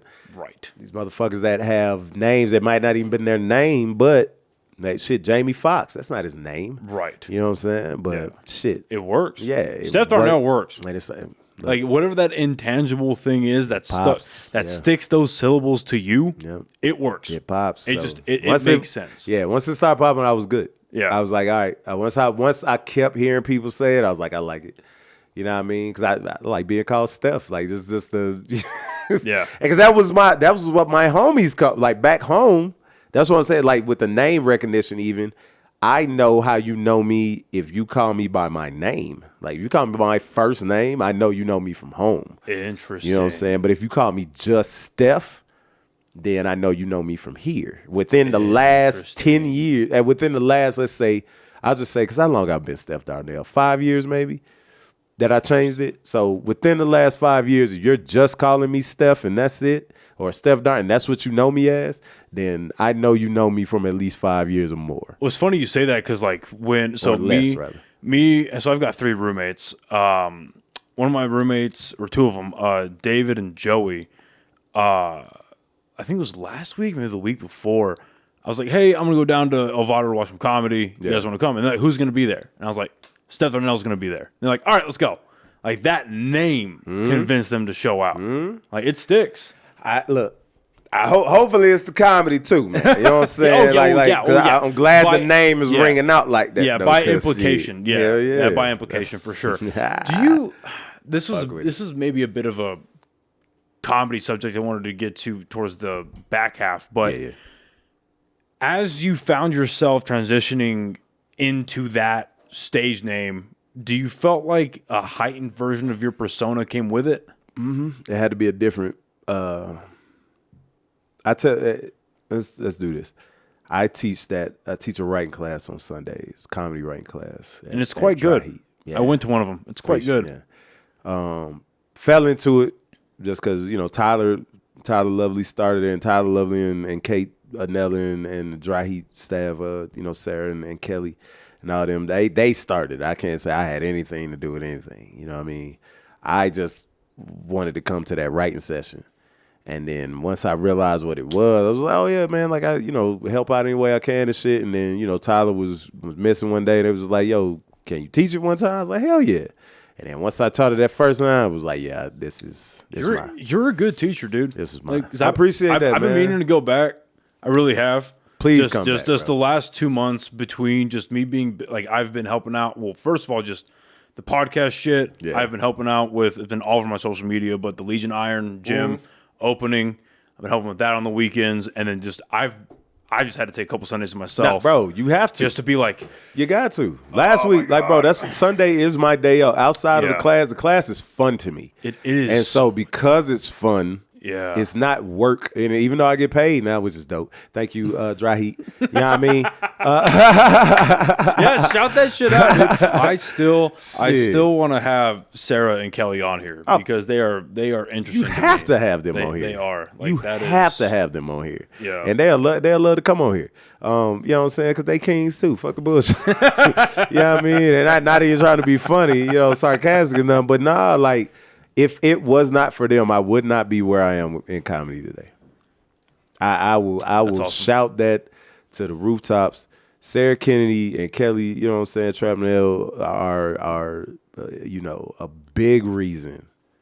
The main reason why I'm as impactful in comedy as I am now is because they, believed in your boy and put me on shows. You know what I'm saying? And put my name out there and was just like, yo, nah, this dude can do it or whatever. And, and I had to after that. Once somebody puts that, and that's how I feel about a vouch. When we was talking about it's who you know. A lot of comics, some of these comics out here have asked me for a vouch to when they go somewhere, go to Atlanta, anything. My thing is this. If you're not good, it's hard for me to put my name behind you. Or if I know that you're a flake, or like if you do weird, you know what I'm saying? Like it's hard for me to be like, yo, call the connects that I know, the people that I know in, you know what I'm saying? If I hit up, shout out to Joe Pettis, the mayor of Atlanta Comedy. I messaged Joe Pettis with like, yo, I got this dude coming down, you know what I'm saying? Noah Vargas coming down from here and put him on shows. Dude is dope or whatever and shit. And then you go out there and you die. You die everywhere they put you up. You know what I'm saying? Anything you get on, you just fucking eat shit. What does that make me look like? A bad judge of fucking comedy. And I'm a comedian. Then they can't trust me, so I can't send them nobody else now because now my word is shit. If somebody else come down, like, nah, man, put him on. Like, sorry about the first guy. Try this guy. You know what I'm saying? So it's like I have to know that you gonna bang. Like at least, and I have to know well beforehand. So if I see, you know what I'm saying, know it. Like I said, when I seen you at where I see you at El Vado, not El Vado. It was 377. 377. A. Marie had an El Vado show. Not an El Vado. What place am I? Okay, so let's don't even matter. Yeah. But if I was to send you, you know what I'm saying? I seen you before. Yeah. And I like your shit, even though I know you're new. And that's what I would go to him with instead. I was just like, yo, this guy's new. But can you know what I'm saying, at least put him up somewhere, give him 5 or whatever the fuck. Like, I'm not gonna sell you as if you're a world beater because you just started, right? Yeah. I'm not gonna present you as such. I'm gonna present you like you should be presented as a newer comic, but he's good. Man, got some good jokes. You know what I'm saying? He's still, still growing and stuff. But like shit, you can. They don't have to put you on no huge stage, but anything that you go out there and do because you're new is gonna be amazing. Because you've never done it before. You've never been here, and you're getting to do comedy in a city that is. Atlanta is a comedy city, bro. So it's like, yeah, I'm going to get to go down here and do some shows, even though I might not even, should be on this show. But that's better than me being like, yo, this dude is dope as fuck. I like him, you know what I'm saying? Because you're my friend, and I send you down there, and you eat shit, and then they never want to have you back. Yeah. And then now it makes it harder for me to go down there and just ask for shit. It was like, man, you send me that dude, he fucked my show up. Right. No, I completely agree. And let's transition completely over to comedy now. It's funny you bring that specific mindset up because that is honestly, and I told A. Marie this both times, I felt bad like a bit of me felt like whether it was imposter syndrome or just feeling weird about being on a show that early and me doing stand-up. Here's why. Because it went from me doing that one open mic at Inside Out to having that show. And you were there, and I had that one joke that made you and 3 other people like, comedy, and then move on. That was it. I don't even remember what joke it was. Exactly. I do. That's not a slight on you though. Yeah, man. And it makes me happy. I hear a lot. I remember. That's why. No, but it literally went from that, and then I was sitting at my table, and she came up to me, and she was like, "Hey, I've got a show in a month. Do 5 minutes." And I was like, "Okay." Hey, first of all, you did the right thing. Yes, exactly. And I thought about my decision. I was like, no, because if I say no to this, I'm gonna feel horrible for myself. Not ever get that opportunity again. Yeah. So I was like, no, like this is okay. No, just take it. Even if you don't deserve it, just take it. So in my mind, I went from a open mic, even though it was a free show, from open mic to a feature, some kind of like I was on a billing. You did. You know what I mean? And I feel like that first one went like fine for a new timer. You know what I mean? And I got to say, I really wanted to say this before, or just during this pod at some point. You were so nice to me when I was on that show. Like I remember this. You took me aside and you're like, hey, listen, because I think you saw it. I was stressing the fuck out. I couldn't even pay attention to the woman that was with me. Like I was just. You did have a little honey dip in that. Yeah. I remember that shit. Yeah. Go ahead. Continue. Yeah, man. And I was staring at my notebook like, fuck, I'm not gonna fuck. That was my mindset. Like, I'm not gonna fuck this up. I'm not gonna fuck this up. Whiskey, yeah. I'm not gonna fuck this up. That's all I was telling myself. And then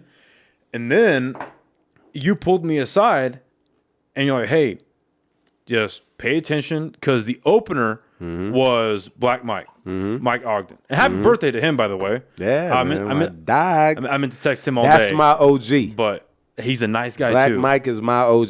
Super Black Mike nice taught guy. me so much about comedy out here, and I'll never forsake that, man. That's my dog right there, bro. He is. Shout out to Black Mike, bro.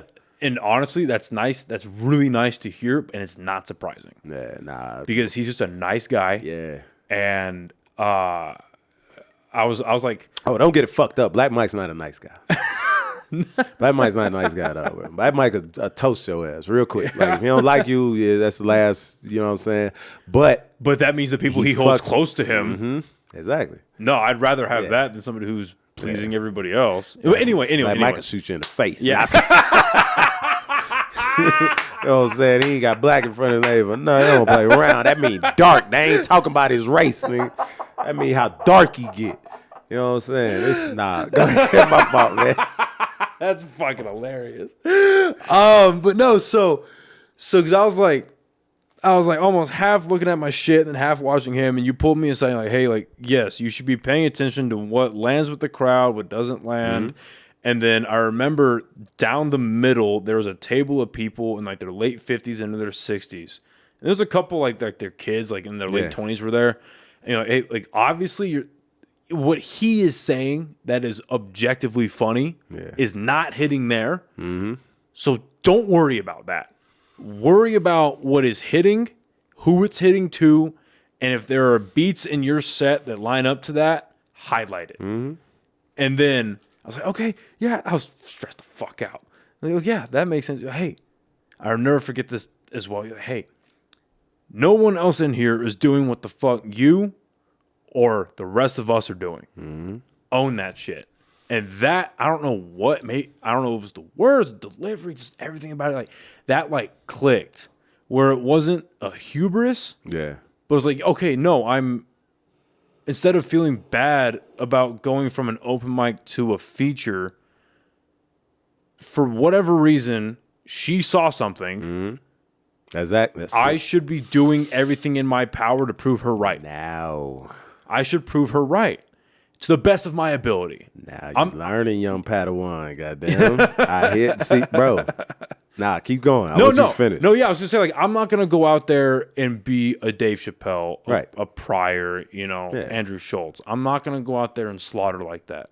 Schultz is good. But yeah, he's one of my top 5 right now. But I'm not gonna go out there. The last thing I wanted to do. Schultz, I don't know him like that to call him Schultz. Before he see this in Roadside, he ain't gonna see this. But if he do see this, you know what I'm saying? Why I'm saying he ain't gonna see this? He gonna see this, man. Why am I talking directly into the mic like this? But I just knew that like the last thing I wanted to do was go out there and make her regret putting me on her show. Hey, then you dare, bro. Like that, and I feel like it went okay for a new timer, for a new guy. You know, I got a couple of laughs, and like it was definitely more laughs towards the back half. But and I did a second show with her. It did not go as well. And I think about that last show, and I don't, because my whole thought process, and I wanted your opinion on this. Okay. I didn't know, because I had 2 avenues that made sense to me. It was either do the jokes that worked with the last one and supplement it with new stuff, or just try new stuff in fear of a lot of the old crowd from the first being in the second. And I went with route 2. And I tried new stuff. And where I'd say like 75% of what hit of like, let's say like the collective, 75% to 60% batting average here. I'd say about 50 over here, 40 to 50 over drop, here. Man. It's like 20%, man. Yeah, exactly. Yeah. You know what I'm saying? You're new, bro. Yeah. I like that's first of all, I'm glad the words helped you. I do that to and some of these comments can tell you. I do that to a lot of people. Good. Only because Yeah. I notice nervousness. You know what I'm saying? Like I'm pretty empathetic, you know what I'm saying? And I can kind of see when you like, you know, especially in the back in the green room, you can tell who's relaxed and who ready and who is losing their fucking shit. You know what I mean? And nervous as fuck. And so it's just like depending, I just like to pull people to the side like, look, man, especially if you're a more experienced comic and you're not, so I didn't give you, you don't get the same speech that I give more, you know, people that's been doing it for a little bit longer. What I tell them is like, bro, you've done this before. It's like, the only thing different is just more people to make laugh. So why is this you know what I'm saying? Whether it's 3 people or 3,000, you know what I'm saying? It's the same shit. It's just more people to laugh at your shit. The reaction you're about to get is way bigger now. I mean, the problem is we think about the adverse. We think about this is 3,000 people that's going to see me fuck up. Why you going out there with the thought that you're going to fuck up in the first place? Is that not a human tendency, though? It is, but it's not excusing it away, but that's just more you have to battle against. Yeah, it is, but now it's just like, yo, like, and that's what I'm saying, that's why you get a different speech from, say, I would give myself, you know what I'm saying, or that I would give, you know, a more experienced comic. Let's, you know, keep mentioning dope comic's name out here, but like Clayton Birtcher. Not Clayton Birtcher. Who was I talking to? Was that Hannah? Hannah Howard? Might have been Hannah Howard. Kate. I have given this speech. Regardless of the fact, she was nervous. Pulled to the side, was just like, yo, you've done this before. You know what I'm saying? You've been here. This is not new. You told these jokes. You know what I'm saying? It's not new. Like, the only thing that's new is there's other people that haven't seen you do this shit. So now you get to have fun. Because you get to tell your jokes, you know, jokes that you know and you know what I mean? And tell them as if they the first time you ever told them, man. Every time I try to tell my jokes, I try to tell it like it's the first time I ever said it. Because they have to make it seem like that for them. You know what I mean? For every time an audience comes, I have to make it seem like it's the first time they ever heard that joke. It's the first time I ever had that thought. Like, I had it right there, right then for them. The way I present my comedy is from a high brain. So, and not saying because it is from a high brain, but I'm never as high as I say I am on stage. Yeah. 1. And then 2, I present it like that so it can be irreverent. You know what I'm saying? So it can be just like where they feel like this is just something, just a random thought and by the way, you know what I mean? It's like, oh shit. And speaking of which, like, and I don't say that type of stuff, but my transitions are you know, a little more hood, but But I want to make it feel like me talking to you about this thing was the very first time I had ever thought about it. Right. And me and you thought of this together. It's, I hate to use the word, but it's almost like manufactured spontaneity. Yep. But it works. That's exactly what it works extremely well. That's exactly what it is. It works extremely You have to make well. the crowd feel like they're there, that you're there for them, not that you're there for like the city or that I'm there here for the specific people that is in this room. Or just performing like you were walking out and pressing play on yourself. Right. And you're doing and a thing. I'm just doing a fucking no, bit. I'm here to talk to you. Until I'm hitting arenas, which I don't know if I'm ever going to do that. I don't know if I ever want to. But until I'm doing some shit like that where it's gonna be hard to make it as personal. Right. Dry Heat holds, 50 people at best. Dry Heat is a crazy good venue. It's a great room. I like it. A lot of rooms are small like that and they don't realize. Like a lot of these comedy clubs that we think are gigantic aren't. They're fucking Yeah. I think the Laughing Skull holds 75 people. I think max or something like that. Yeah. Maybe 100. You know what I'm saying? It don't look like it. It probably look like it hold about 75. Real shit. Fucking phenomenal room though. Because it's built for comedy, bro. Exactly. And admittedly, I've only been to Dry Heat once, and it was. Your ass back. I know. Every time I'm like, okay, like the most flyers that I see for it is like Zach Abeda shows, and I'm like, okay, like that's a weekend I have open. Yeah. That is a fucking Saturday. That show sell out, so that's a good show to go to. Open, and then something fucking comes up. But good show to go to. October 21st, I think he got another one coming. Zach Abeda and Friends. Fuck Rep yeah. Zach Abeda. Hell yeah. Best comic in New Mexico 2 Great years guy. running, man. Great guy. You know what I'm saying? Voted. I'm trying to have him back on before the year's up. Oh, hell yeah. Great guy. Great guy. Anyway, so one of my roommates, David, and one a buddy of his, we had went when Dry Heat was just opening up, and we went the night that Buck was headlining. Buck, yeah. He was headlining. So And I remember walking Mike in did there. my show and then did his show after that. And bang. Yeah. And that's the first time I saw Black Mike. Black Mike had a better. I headlined that night. That was. I had the first show at Dry Heat to sell out. Oh, you know what I'm saying? So I'm in the record book. So that Saturday night was you and me then and Buck. Yeah. Okay. So I went on first and then Buck went on after. I think Buck's show sold out too. Yep, it sold out. Yeah. And I'm pretty sure Zach sold out. Most of them shows sold out. That whole them weekend first sold out. 8. Yeah, that whole weekend sold out. Because it was 8 of us. I think it was 8 headliners that they chose, the first initial headliners for Dry Heat. It was me, Buck, Zach, Josh, Jess, I think A. Marie. Trying to think of all the posters.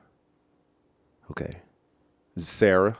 And Sarah, yeah. So I think that was me, Buck, Zach, Josh, Jess, A. Marie, Sarah, Kurt Fletcher. Kurt Fletcher. Yeah, another funny guy. Yeah. Hell yeah. So it was first 8. And I got to say, I was a little worried after that weekend. I was like, okay, they did a lot of really great shows. Yeah, are they going to be able to keep that up? How are they going to stay alive? And I am so glad that they have. Bro. Because I want, dude, and and it's not just comedians that I have in the pod or like in my personal, I want comedy to fucking flourish here. It's about it, bro. And I am so much shit coming down the pipe, man. I'm so glad that they are still up and running. And I want you to realize something. That this is what makes this is the thing that we have to really look at and brag about, man, about our city and Dry Heat in particular. Dry Heat is a comedy club that is running, has been running for almost 2 years. No way. Yeah. Has it been 2 years already? Almost. Getting close. They had a 1 year anniversary about 1.5 years now. Dry Heat Jesus Christ. is running with no liquor license. They are a comedy club in a state where everybody has a DUI. And they have no liquor license as a comedy club. Yeah. And they have run successfully, not in a deficit or nothing, successfully for almost 2 years. So they are proof of concept that a comedy club can be ran without liquor. You can say with confidence that they're not in a major debt? Bro. That's crazy. Bro. That is crazy. So, you know what I'm saying? I work for the club now. Right, so yeah. I know things. All I'm saying is I'm not even talking about their money. No, yeah, we don't got pockets, because I don't know anything about I don't want to know anything about we don't have to get into the insider baseball of it. All I'm saying is they are a comedy club in a small in a city that's not known for comedy, that has been everybody that opened up, a lot of the businesses that opened up at the same time as them are no longer existing. Yeah, and that was my worry, is because we're post-COVID. And they were restaurants and juice bars and all kind of barbershops or whatever the fuck. Exactly. They are a comedy club that run without liquor, and they are still open. Jesus Christ. That was my worry, because we're post-COVID, small, because even though it's a comedy club, something that I love, at the end of the day, they're a small business. So the fact that they're still going and gaining that traction, and it's awesome to see. Now imagine what happens if they get a liquor license. Yeah. Imagine what happens to comedy if they get a liquor license. That's what I'm saying. See, people don't realize how things are all connected. You know what I'm saying? Here's a question I have about just, I think this ties to it expansion-wise, marketing. Mm-hmm. Marketing comedy here in Albuquerque. This shit's tough, man. Why is it so hard? I don't know, bro. Speaking from someone that's both a performer and someone who has to effectively, again, I think we all got to every local performer, whether you're a musician, whether you're a comic, whether you're a fighter, whatever it is, you have to market your own shit regardless of what the venue's going to do. Yeah. The venue, and this is something that I had to learn from people like Buck. Venues expect you to bring a crowd. They expect you to do the marketing for them. Especially the bigger your name is. For somebody like Buck is expected to bring a crowd with him. Exactly. Because people will come out for Buck. That's one thing I will say unequivocally. If anybody has a draw who has the biggest draw in Albuquerque, it's Buck. Like, just to come out just off of strength of name. You know what I'm saying? Alone is probably Buck, and then Zach. I think Zach is a very close second. You know what I'm saying? To where he can say something online real quick and a show will pack out for him. What differentiates the two, do you think? And no shade towards either, but just I think Buck has Buck had that audience beforehand. Buck has been in the spotlight a little longer than Zach has, and Buck knows people that I think just Buck just knows more people. I think that Zach is now becoming more nationally famous. He's starting to get a bigger following on like TikTok and Instagram. And I was gonna say where Zach has social media, Buck has name recognition, and then the radio. And so Buck has more of the underground city behind him, where like Zach has the more out front part of the city behind him. You know what I'm saying? Like the Alibi and these people like really fuck with, you know what I'm saying? Like Albuquerque magazine. Like, where Buck is a little different from that. I think they had the same kind of like, you know,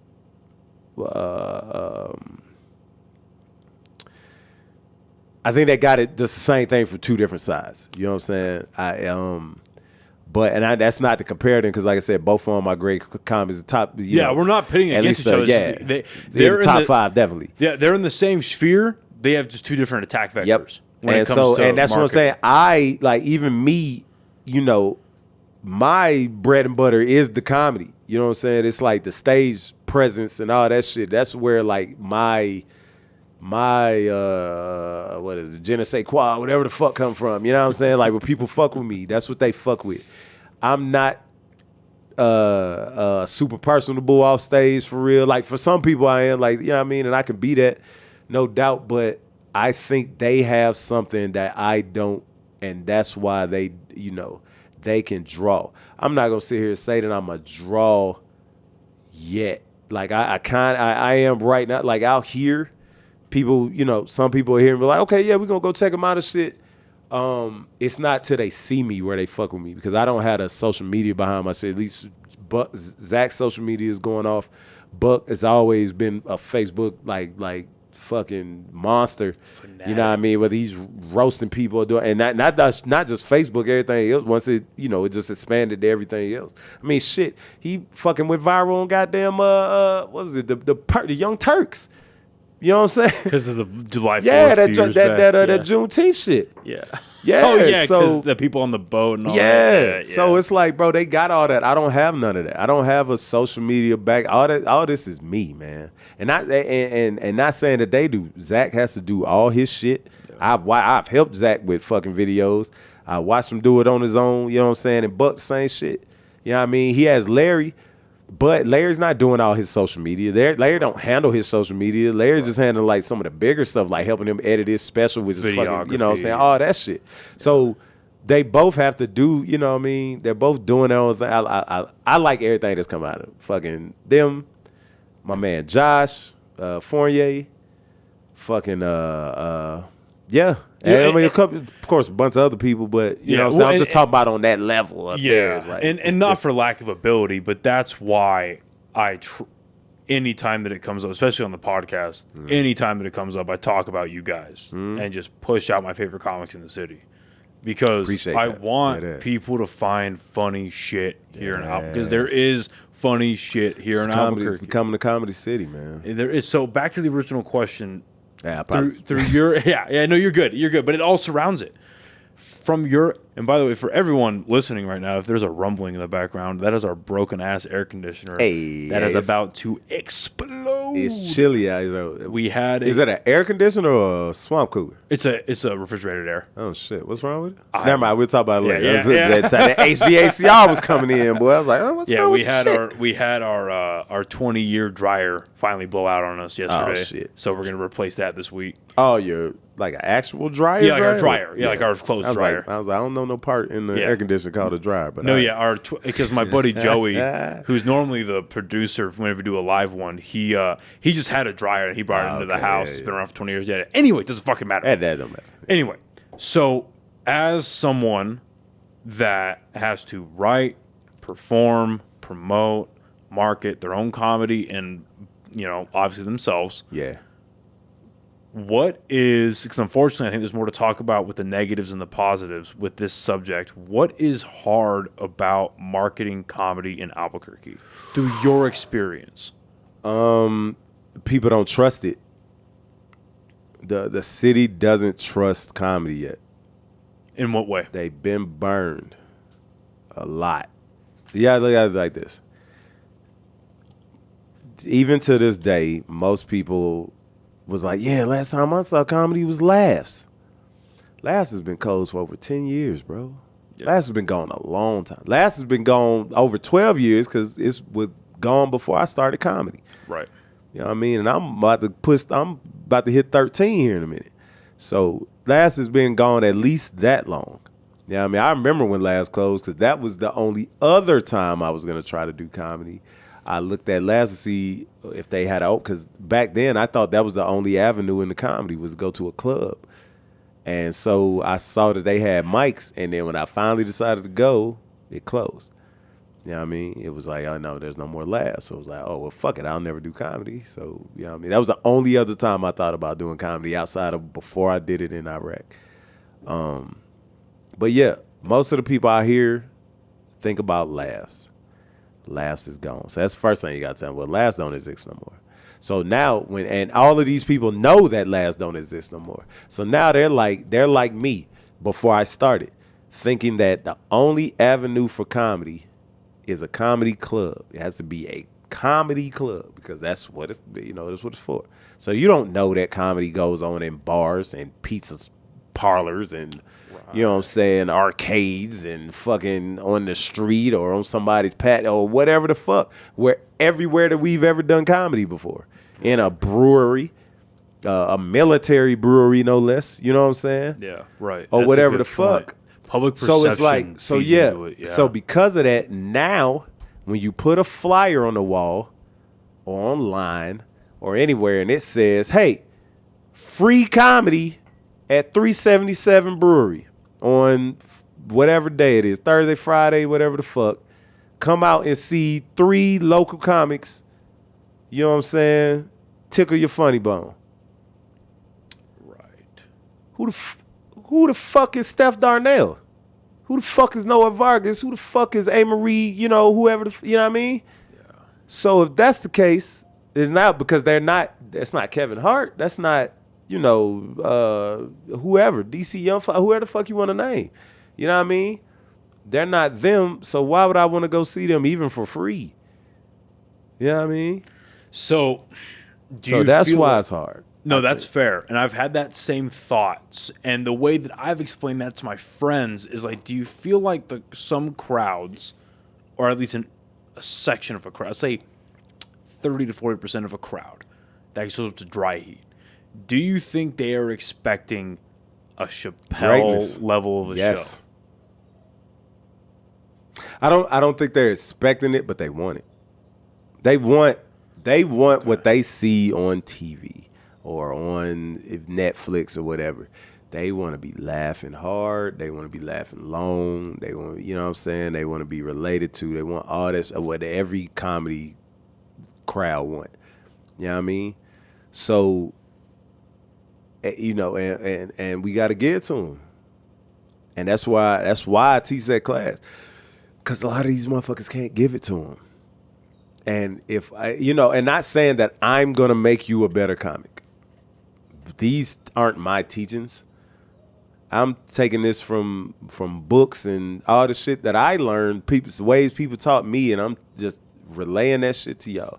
That class is not a class for real. It's a writing session. It's supposed to be for us to come in there, write, practice our jokes.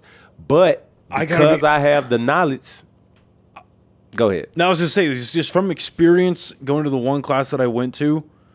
If I were to take that as a microcosm of what that can give me, it's very effective. Yeah. And here's why. So the specific time that I went, it was a physical exercise about hecklers. Yeah. I remember that day. And I was shitting bricks. I was like, I didn't expect to do comedy today. I expected to like learn about writing or like learn about what I didn't know what to expect. Get your ass up. But I did not expect to go up on stage. So I went up, and so what you were doing during the class is you would have somebody go up, and then you would choose a person in the crowd. And there was like 8. Yeah, about 8, 9 people. 8 of us in there. Other comics. Yeah, exactly. And you would choose one person to be the heckler. Mm-hmm. And there were a couple of people that really went for a couple things, but for the most part, on a scale of 1 to 10, it was young. It wasn't. It was like a 4 heckler, a 5 heckler, whatever. Yeah. I went up there, and you were my heckler, and I think it was a solid like 8. I feel like you could have made me like. I definitely could have went harder. I felt it wasn't like a sucker punch. It was a good like wake up jab. Yeah. Like, hey, keep your hands up. Keep your hands up. Body shot. Yeah. Keep your hands up. Keep your hands up. Like I did not feel emotional pain like that since I was boxing. Bro. Like, good God. But then what was good about it? Here's what's good about it though. You made me trip. I trumbled over my words. I was fucking up. And then whatever happened, there was another person in the crowd. I was doing a stupid bit that I have about Apple Watches, and my ex had come up, and one of the women in the crowd, in the group of us, looked at me like dead in the eyes, like dead in the fucking eyes. I don't know how she got my attention, but she like looked me right. Was it Bonnie? No, it wasn't her. I would know if it's because she's tall as shit. Yeah. Bonnie got the body will cut you a look, boy. Yeah, but I forget who it was, but she looked me right in the eyes, and she goes, "Did you love her?" And then like my stupid ass, I caught myself about 2 seconds into a real response, like an actual like conversational response. I was like. You was about to go into that whole story. Yeah, but then I like turned on it. And I was like, no, you almost made me fucking answer that. She fucking da-da-da-da-da. And I forget what I said, but it made the little group laugh. And I forget the guy's name, but I know he's a Santa Fe comic with a big beard. Michael Bloodsmith, probably. Yeah. Yes. Like spelled S-M. I say Michael Matthew Bloodsmith. S-M-Y, right? Yeah. Yep. He laughed and he pointed at me. He was like, "That's it." Yep. And I was like, "Oh, yeah. Stop this canned bullshit. Just be yourself and find what's funny." And that's what I learned, brother. It's like that's the lesson. That is it. And I understand. Yeah. I understand also that is a muscle, just like any other part of the body.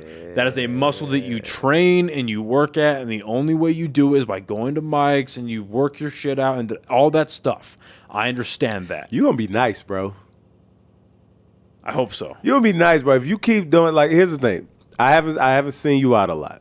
Yeah, I have for the last, and I know you're busy. Yeah, I've been doing 3 to 4 pods a week for the last 2 months, so I haven't been. If you want comedy, that's what I would say. If you want it, man, that's the thing. Because I can't sit here and be like, yeah, if you're gonna do this, blah blah blah. If you want this shit for real, you're gonna have to do it more. Yeah. So at least if nothing else, carve out a little more time for some. I'm gonna show you something, but I probably ain't gonna show you on the pod. But I got like this comedy workout plan thing that I do for when I don't have shows and shit like that. That I try to I just started, so I don't think this is something I've been doing for years and years and shit. But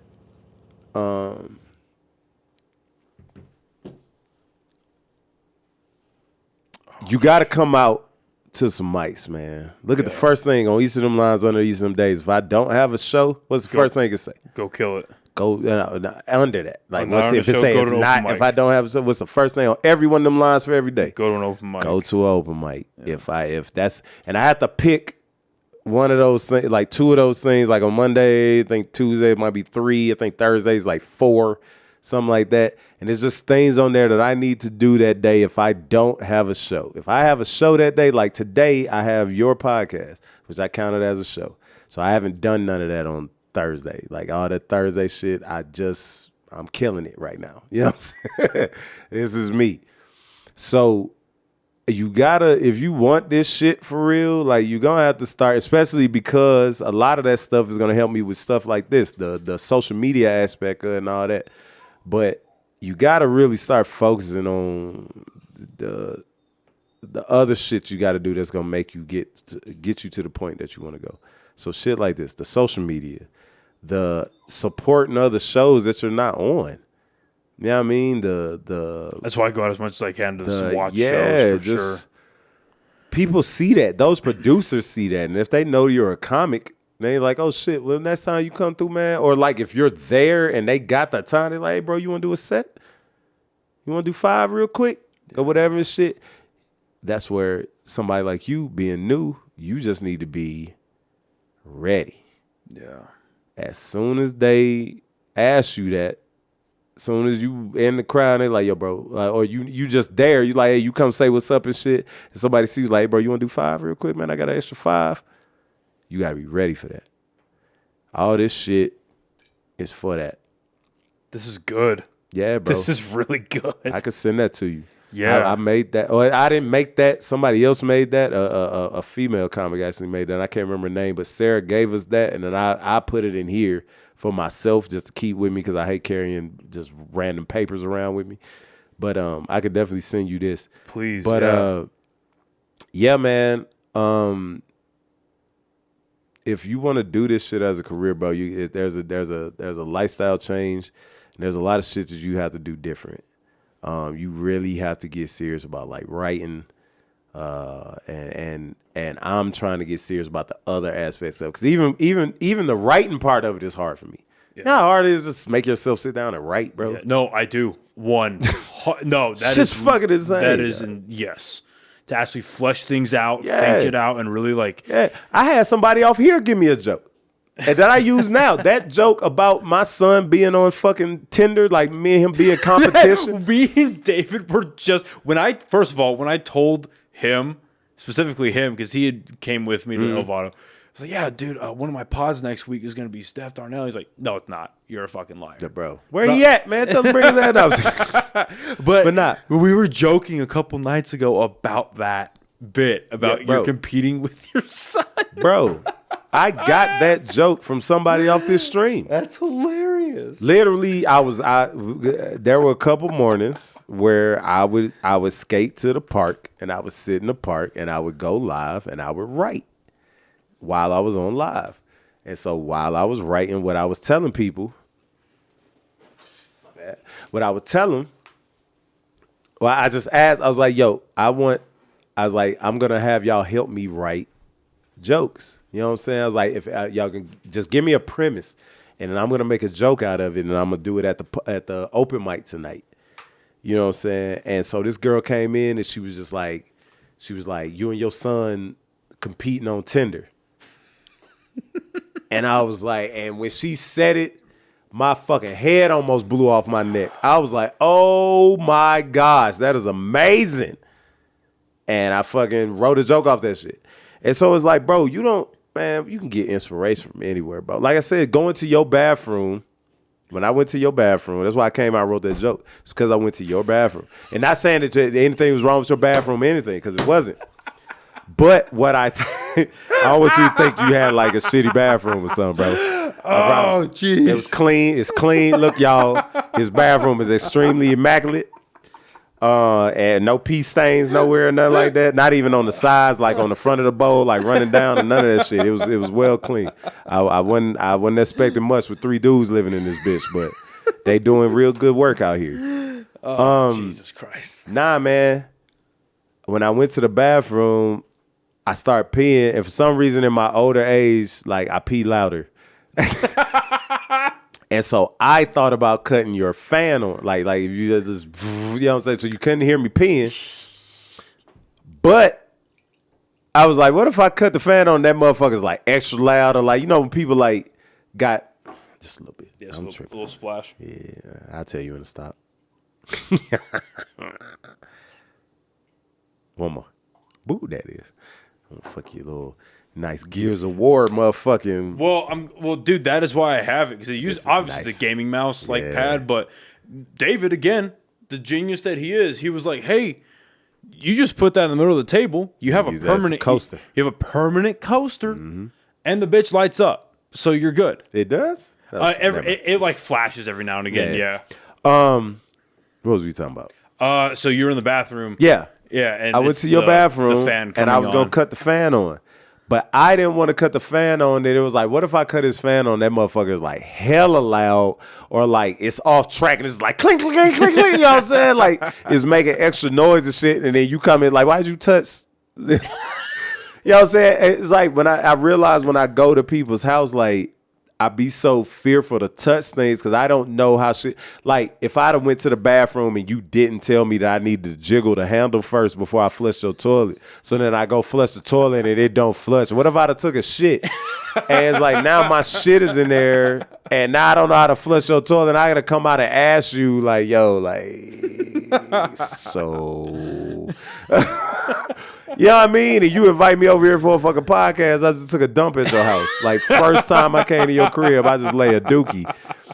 That shit's not, and I didn't, but I'm just saying. So that thought popped in my head while I'm holding my dick pissing. You know what I'm saying? And so I was like, as soon as I washed my hands, you saw what the fuck I did. I pulled this pad out, and I wrote that shit down. Why? Because it's like, if I don't, first of all, I'm going to lose it. Within 5 minutes, it's going to be gone. Yeah. If I didn't get out of that bathroom, I used my diaphragm to pee. You know what I mean? Just so I could come out the bathroom to write that joke down. Because if I forget it, I wash my hands. You know what I'm saying? I'm prissy like that. But yeah, man, like, bro, you gotta. Well, I think that shows them the experience you have in writing, because it's obvious that's a funny concept, but at the same time, that's a relatable thing. Like, Lord forbid you go over. Yeah. For me anyway, the most extreme version of that is you go to a chick's place, you don't know how everything works. Lord forbid you got to take care of business before you take care of real business, and you fuck things up. Bro, you imagine pooping at a girl's house and you can't flush it. And it's like one of them, of my biggest or fears. Even like I said, if you go over there and you gotta poop, and then you go cut her fan on and that bitch don't work, or she don't have one, or fucking like what are you?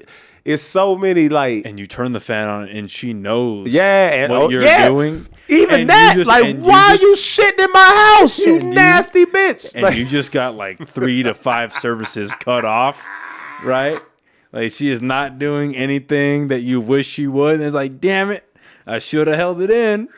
yo, I'm just saying, bro. That's the type of stuff. But that's what I'm saying. Like, you have to. I'm not always on.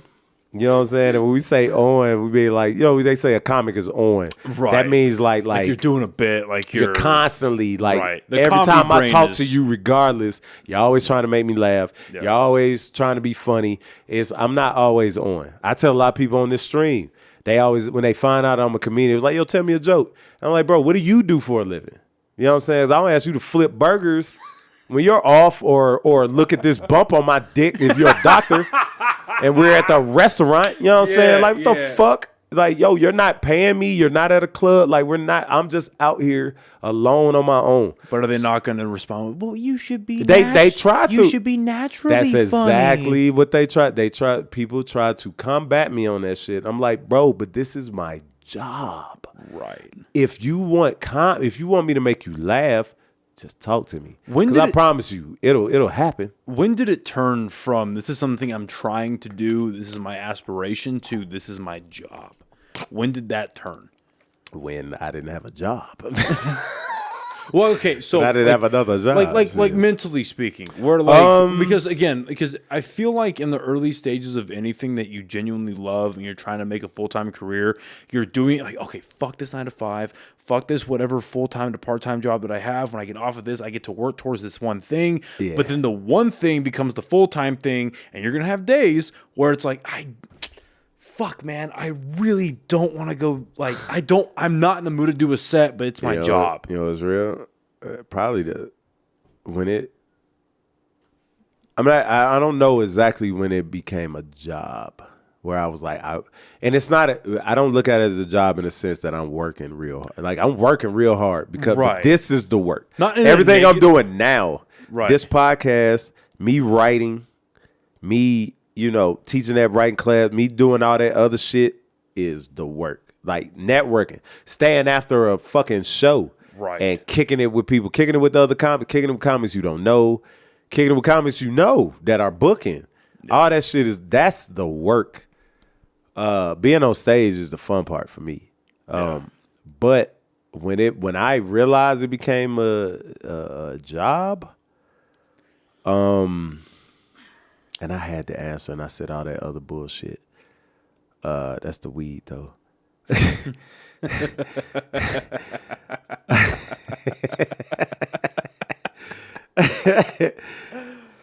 But when it became a job is after the second bomb. Oh shit. When it became where I wanted it way more than anything else was after the second time. Not the first time. The first time I wanted to die. I thought it was the end of the world for real. Cause I had the luxury of starting in a place where there weren't many black comedians. It was Black Mike. And Luis had already left.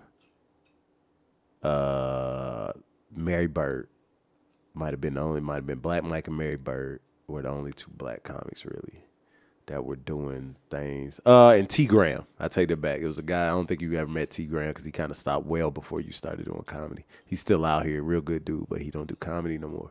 But and T Graham. And Keith Breckenridge, even though Keith Breckenridge ain't black, he does black.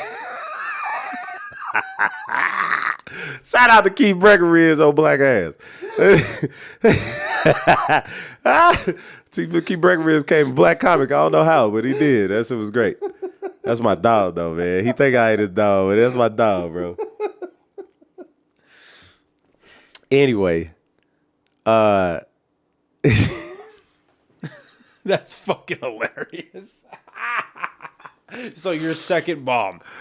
Yeah, man, my second bomb, bro. I bombed the first time, and like I said, I had the luxury of being the only black comic out here for real, and I was good from the jump. Like I said, I got third place in that first contest. It's not that I was good. I mean, I was all right, but I was better than a lot of people already right out the bat. So I'm coming straight out the gate. So I had a big head.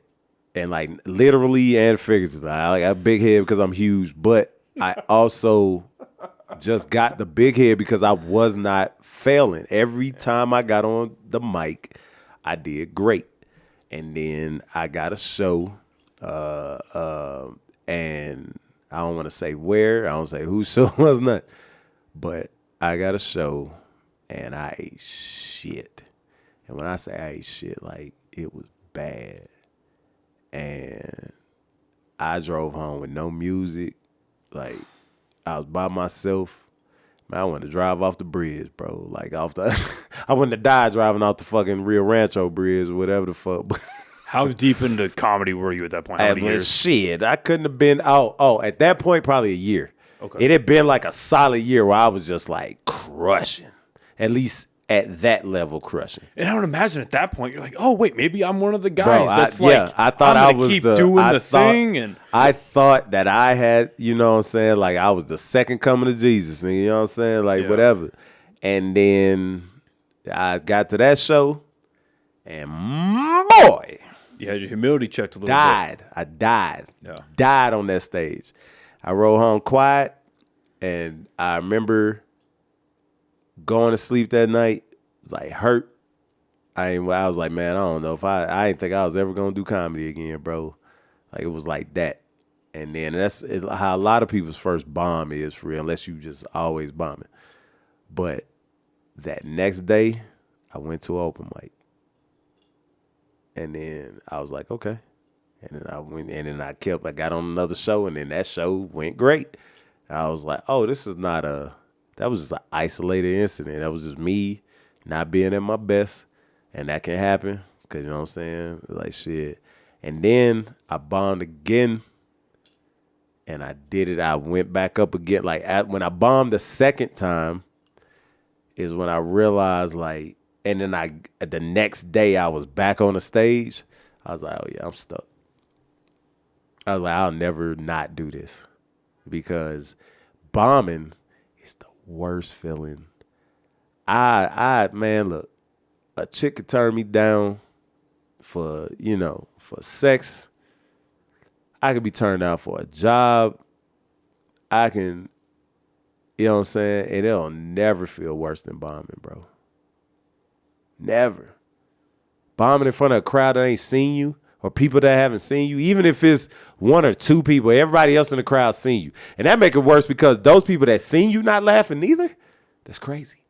You know what I'm saying? And then you do it in front of people that have never seen you. So now their first impressions are everything. That's in dating, that's in jobs, that's in everything. Right. So if you have a shitty first outing, or and it's not your first outing, it's their first outing seeing you. So if they have a shitty first outing, every time they see you after that, it's going to be, you know what I'm saying, they're going to have an adverse feeling about you, because the first time they saw you, you were poop. You become categorized. Yep. Yeah. And so that's why I tell people when they do like Red Door, all these bars around here and stuff, they like, look, man, I used to get on the comics about how they dressed coming to, you know what I'm saying, the shows. I was like, open mics, I don't give a fuck. But if you go to a show, not saying you have to get dressed to the nines and bow tie and all that shit, your fucking shit better be clean. They'll look good. You better not have holes in your shirt. These motherfuckers was going with holes in their shirt and in their shoes. Bro, these people think you're a professional. You're showing up here like a fucking Tony Hawk pro skater. The fuck is wrong with you, bro? And I'm not talking about Tyler, because I call Tyler a Tony Hawk pro skater, because he looks like Tyler Lovely looks like a creative character. I swear, I think I'm the first person that told him this, and he started using it. But he looks like a Tony Hawk creative character. That's how he dresses. God bless that guy, because yeah. He looks like a fucking, I don't know if you going to edit some of this shit, but put a picture up of him and a Tony Hawk pro skater. You know what I'm saying? And I promise you, they look the same. That's how he dresses, that's how he move around. But, you know what I'm saying? And I wasn't just getting on him. And it wasn't just getting on him, because at least if nothing else, he didn't have clothes with holes in it. You know what I'm saying? He has a dingy look to him. Well, the amount of respect that you give to showing up is the amount of respect you're giving to the crowd, and that's what they're going to give to you back, if not worse. I agree with that. I think you can overdress for a show. Yeah. I think you can go too far, especially if all the other comics are t-shirt, jeans, sneakers, whatever the fuck, and then you out here in a suit. Yeah. But some guys just only wear suits. But then again, right, a guy like Jimmy Carr, has to. That has been his thing. Has to. Forever. Has to. And that's who he is. Has to. But then also, is there another Jimmy Carr? Probably not. Probably not, but there's definitely other guys that dress up in suits. It just shows that it's possible. Fucking Cody Dove has to wear suits. He has to have 2 suits when he does the cruises. It just shows that it's possible, but if you're going to do it, play to it. Yep. Like, play that personality type, I guess. Hey, I see people messaging and saying, my bad. Look, that's I tried to read a message real quick. It's like, That's funny. Yeah, no, that's interesting. How do you feel like how do you say it? I guess your attire, like your physical presentation changed at all as you were going through like the open mic to the feature shows? Not mine, because I've always had swag. I'm being dead ass. No, I love that shit. No, I'm being dead ass. That is if I ain't one of the best dressed comics, at least here, it got me fucked up. That is something that I tell a lot of my guests. I literally just had that conversation on fucking Tuesday when I had a pod on. And that's not me being a cocky or nothing. But it's be cocky, be confident. Right. If you're talking about your experience, talking about yourself, be proud of that shit. Bro, come on now. You should. If you ain't figured this out by this 2.5 hour conversation, I'm one of the most confident people you know, at least with comedy wise. Oh yeah. And that's, I'm not saying that there's no comic bigger than me that can't humble a nigga. You know what I'm saying? Not saying I'm not humble. That can't come out and be like, yo, you trash. No, but my self-esteem is so goddamn magnificent. You know what I'm saying? That it's hard to break that shit because I've been made fun of. I've been put down. I've been all that shit my whole life, bro. Not my whole life, but a good majority of my life, I was the butt of the joke. You know what I'm saying? I was all that shit. I was I'm not short, but like I was a chubby kid. You know what I'm saying? Black, growing up in the hood, was poor. You know what I'm saying? We ain't have nothing. You know what I mean? And I went to school, got bullied, and got made fun of and all that shit. And all I did was instead of striking back or being, not going to say sensitive because, sensitivity is not a bad thing. I just wasn't ready for none of that. I didn't know how to handle it because I didn't have the self-esteem I believed everything that everybody said about me. You know what I'm saying? And then I don't know what clicked in high school. It took to high school for me to get them kind of, the thoughts that I have about myself even, to this day. At least the start of those thoughts, at least, where it was like, oh, if I just put in a little more effort into some of the things that I do, shit changes. Like I got a job and started buying, like different clothes, not, more expensive clothes or anything, just shit that I thought that made me look good and feel better and shit. And I started feeling better so that the reaction started being better. Right. And then the same thing for comedy. So every time I go up on stage, bro, I listen to shit that make me feel like I'm the fucking man, bro. Like I'm like I am untouchable. I listen to that shit and I feel like that. So then, and that's why, that's why I'm able to come to y'all, even though we're on the same show and we're doing the same thing. And I'm able to come to y'all and just be like, yo, you've been here before. You've done this. You listen to the crowd. Take it all in, all that shit. Because I'm doing the same thing. I'm doing all the things that I'm telling y'all to do. You know what I'm saying? Don't think I'm telling y'all some shit because I know it and I ain't got to do it no more. Hell nah. I'm doing all that. Don't think I'm not sitting back nervous sometimes. I am. But I know that I've done this and I'm good at this. You know what I'm saying? Because not only do I think I'm good at it, but other people tell me I am. And then when I get up there, I had that feeling. I got that confident feeling, and I smashed, yo. You ain't got to tell Superman he's Superman. He know he's Superman. He got to act like Clark Kent. He got to calm down just to be regular. You know what I'm saying? That's what we got to do. That's what we got to do just walking around. I have to be a regular-ass dude because when I tell somebody I do comedy, it automatically changes things. I told somebody I was Superman. You know what I mean? And now they want to see me do something super. They want to see you lift the car. Yeah. Yeah. Yep. And that's why you're in the position to do that because, again, like you just said, you're giving the advice, you're giving the guidance, and then you're going and applying it in front of the person you just told them to. I don't do nothing. I wouldn't do nothing I wouldn't tell you. If I tell you to do something, bro, trust me, I've done it before. Yeah. And it worked for me. You know what I mean? I'm not going to tell you nothing that didn't work for me.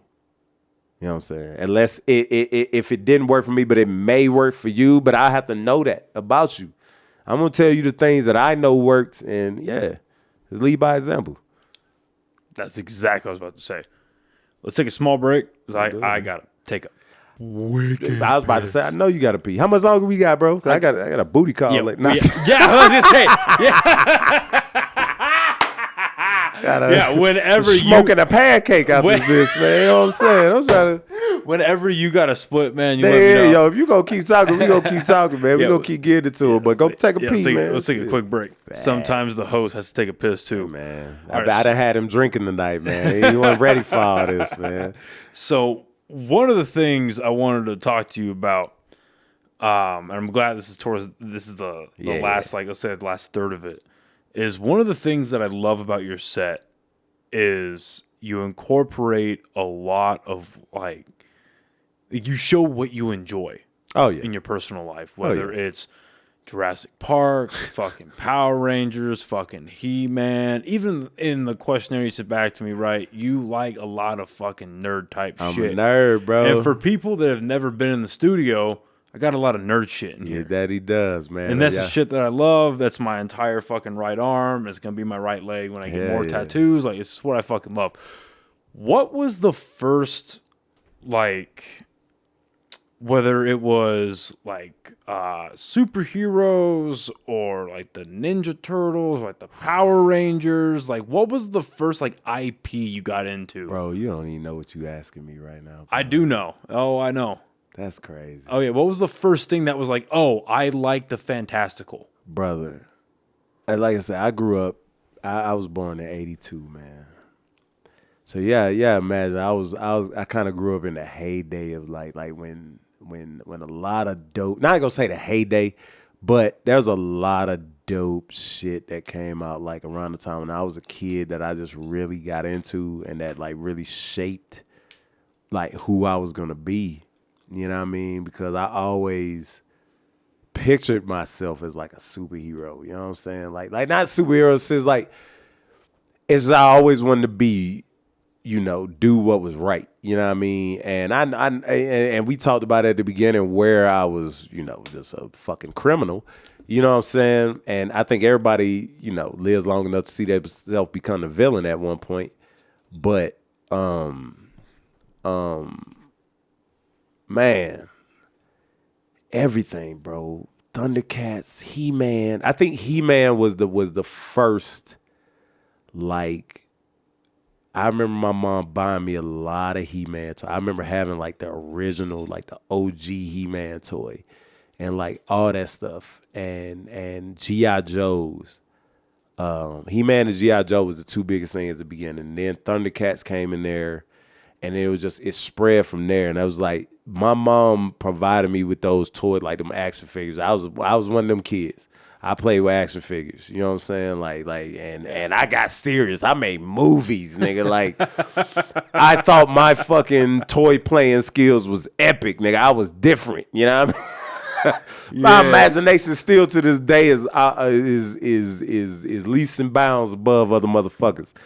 But yeah, so I got into that, like those type of things, and it just spread from it. Transformers. Be real, I think Transformers might have been first. Before He-Man and everything else. I think Transformers came into the mix, And then it was just like all that stuff. Those are things that came on Saturday mornings for us. All that stuff. The main, like, especially comic book stuff. The first two, comic books that I was ever introduced to was Spider-Man and X-Men. Yeah. And then everything else followed, Superman, all that stuff. Of course, about Superman. 'Cause Superman was Superman, like he was the first, you know what I mean? Yeah. Or whatever. But Spider-Man resonated with me so heavy because he was a teenager that was broke, that was fallible. He failed a lot. You know what I'm saying? He didn't always win the fight. He could be beat. You know what I'm saying? He had to make his own web fluid with money that he made, like on some pussy shit. You know what I'm saying? Like not pussy shit, but taking pictures, and his boss didn't pay him a lot of money. And like, you know what I'm saying? He was a regular dude. He was literally me. Like that's what I saw, is like he's literally struggling, but it's still great. You know what I'm saying? He was still a dope character in the fact that he still, despite with great power, came that great spot. He was like, yo, yeah, I can do all this shit. And I probably can be a millionaire if I really wanted to be. But I'm going to use this shit and help other people and not get no recognition at all. Matter of fact, I'm going to have the newspapers calling me a menace and a criminal, even though I'm helping people every fucking day. You know what I'm saying? I'm your neighborhoods. He was the friendly neighbor. That's kind of how I model my comedy. I don't want to be a world famous, or if you know me around the world, that's cool. But I don't need to shut down arenas. I don't need to do none of that. I don't care what room I'm in. If you see me, I'm going to bang. And I'm going to do my job. I'm going to be your friendly neighborhood comic, bro. Your stand-up comedian, bro. Like, that's it, bro. Whatever fucking neighborhood I come to, I'm a fucking... I'm a skeet all over that motherfucker. You know what I'm saying? Like shit, I'm gonna skeet this webbing all over y'all bitch ass. Nah, man. So that's why, like, y'all see me a lot of times. I wear a lot of Spider-Man shit. You know what I'm saying? That's my favorite, like, comic book character. But the X-Men resonated with me so much because they were black, pretty much. They were the black. They were the plight of the black man in comic book form. A lot of them weren't black and all that shit. Yep. It was still, they were mutants that were persecuted against because of what they were, how they looked, or what they could do, or whatever and shit. And I felt that I resonate towards it. So like the X-Men comic books itself are my favorite. Like, that is just my favorite shit. Like anything X-Men, I fuck with. And then Spider-Man is a close second, but Spider-Man is my favorite just comic book character overall. You know what I mean? So yeah, that shit. Yeah. I got all deep. Philosophical. I got that makes perfect sense. Again, well, Spider-Man was the first character across either DC or Marvel. He was the first character to experience real loss that wasn't his origin. That's why I liked how Stan Lee wrote him. Yeah, he wrote him like a person. Yeah, he wrote when he lost Gwen Stacy in the books. That was the turning. Like, because if you see after that, that's when DC did the Dark Knight Returns shortly after. Start trying to do them tragedies. Right, like before that is when Frank Miller did his version of Daredevil, where Daredevil had insane run. He lost everything. He lived in a studio apartment. Karen was a heroin addict and a prostitute. Yeah. Foggy had passed away, and the Kingpin exposed himself. And then he went over to DC, and he was Dark Knight Returns, where Batman's old, and he doesn't really do his Batmaning thing anymore, and Gotham's fallen all for it, and all that kind of stuff. But way more brutal. And, exactly. You know what I'm saying? But the idea of that all spiraled out of the idea that a hero could lose. Like you just said, a hero can lose. Like, obviously, you have to have the tragic backstory that makes him want to be great, and but the pattern was that he keeps winning, and it's the process in which they win that's fun for the audience. Bro.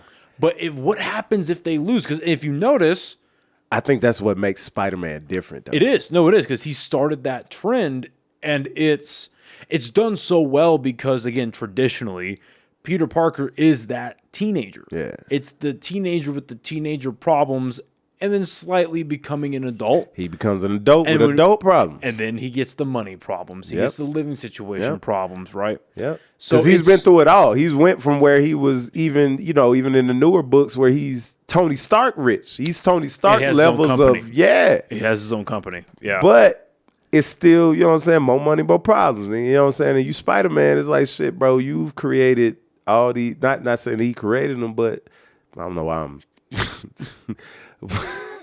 But it's more money, more problems, bro. That you created all these problems as broke Spider-Man. Don't think them shit's not gonna follow you into your money phase. When he has a Parker Industrial, whatever it's called, and all that stuff. But that's our life. That's what I'm saying. Like the way his character is modeled, I think is the closest to regular ass life.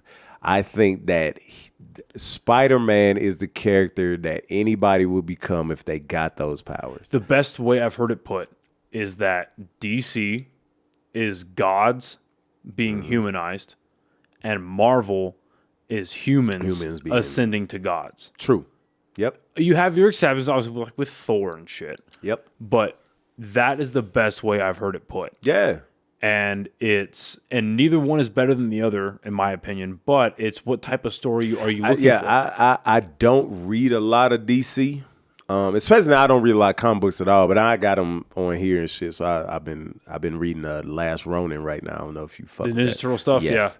Very good. It is good. They're making a video game out of that shit. I know, right? That's why I'm reading it. Cause I was like, I need to catch up. I can't wait. I've been fucked around and read some Power Rangers shit too. I ain't gonna lie to you, but I want to collect the hardbacks. The fucking Power Rangers of the Power Rangers that really come out, good, bro. Like, cause it's way more like it ain't campy like the show. Yeah, like niggas is dying. Shit's going crazy. That's what killed me as a kid watching Power Rangers. Like, okay, wait, nah, you man, just.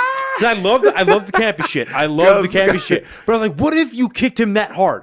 His torso would go that way, and the bottom half would go this way. But he got superpowers, though. You know what I'm wait a minute. That's why I like the movie, because like when they were doing when they were not in their suits, they still showed that they were like stronger than a normal person. Like dude breaking the sink, like leaning on the sink, it was just shattered, and he was just like, "Oh shit!" Like, I was very sad that movie didn't go anywhere. I really wish that would have been. It wasn't the best written, but it was fun. Yeah, it was. It made fun. It brought the Power Rangers to where like it made more sense, because it's like, yo, first of all, and this was an actual joke, and you might have heard. I think I did it at the thing. Like, why did they pick teenagers?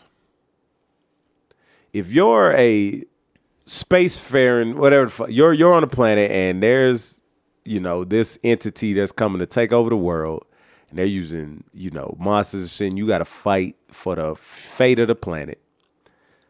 Why pick teenagers? There were no capable, like, adults that, like, had combat training already, all that shit. He needed 5 teenagers with attitudes. That was the only prerequisite to become a Power Ranger, bro, was you had to be a teenager with an attitude. That's it. They got Billy Cranston. Yeah. Billy Cranston was a nerd. Yeah. And not a nerd like me that look cool and get bitches. He was a nerd. Matter of fact, Billy Cranston was gay. Like, Billy Cranston wasn't gay, but the guy that played Billy Cranston was gay. Right. Yeah. But regardless of the fact, like, that has nothing to do with that. But he was a nerd that didn't really know how to fight. He learned how to fight through the process of the show, which is dope. But that's who you decide to put the fate of the world? Right. Yeah. That's who's making the decisions? Right. Yeah. Yeah. That's some real shit. Kim just lost her virginity. She's dealing with this shit. You know what I'm saying? That's some real shit. Like, what the fuck were you thinking, Zordon? Like, I don't understand, bro. I don't understand. But see, I can't do jokes like that because Albuquerque don't fuck with Power Rangers. You know what I'm saying? I be wanting to do shit like that. I be wanting to do like shit that nerd people fuck. Like, it's so hard to transition my nerd shit in the joke, and it shouldn't be that hard because there's people that's doing it. But it's hard for me. Let's say that. I was gonna say I will say that is the one thing with like comic books and superheroes and all that becoming more in the mainstream. Yeah. I grew up in like the tail end of where you got bullied for reading comic books. Yeah. Do you know how weird it was for the pretty girl in school to come up to me and be like, "Hey, what happened in this movie? What does this mean?" See how weird that was? And I would like push up my glasses. Yeah, you do know.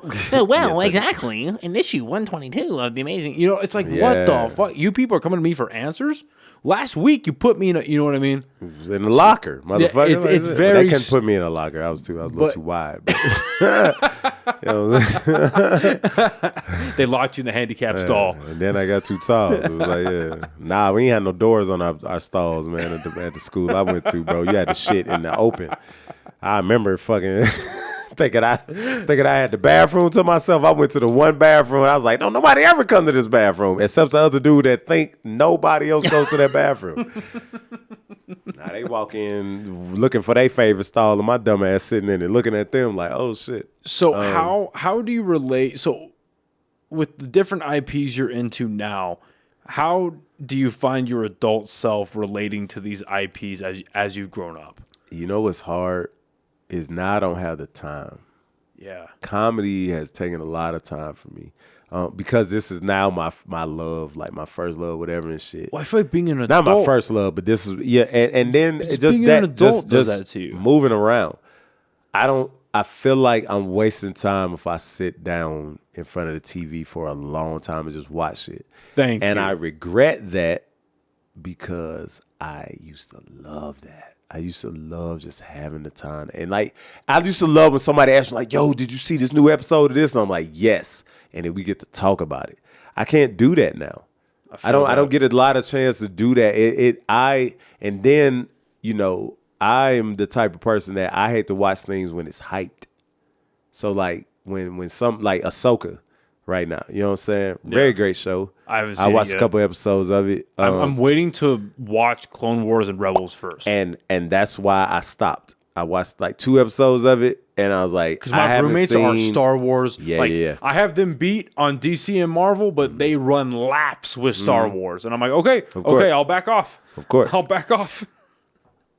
I have not seen it. You know what I'm saying? But I love it, like when people are able to like, yo, did you see that new episode of this? And I'm like, yeah. And then we get to sit down and talk about it because I don't get that often because not everybody is that deep in the shit. Yeah. Like to where they're looking that deep. I don't have nobody to talk to with comic books no more. So I don't read them as much because that infrastructure has changed. You know what I'm saying? Like I used to have my nerd friends that I had, people that I could talk about these things with, and I was excited to do that. Now that has dwindled, you know what I'm saying? I don't read them as much because like now it's just, I'm enjoying it just for me. You know what I mean? And I know there's other people out there like that like the stuff, but it's like, yo, they're not in my circle anymore as much as they used to be. And it's hard to do pleasurable things for yourself when you know there are productive things for yourself that you need to do. And it's since my focus is on comedy so much now, like I put that extra time that I use to watch my favorite shows or to read my favorite comics or to play my favorite even video games are taking a suffer. And that's my bread and butter, not my bread and butter, but that's the shit. Like video games is my shit.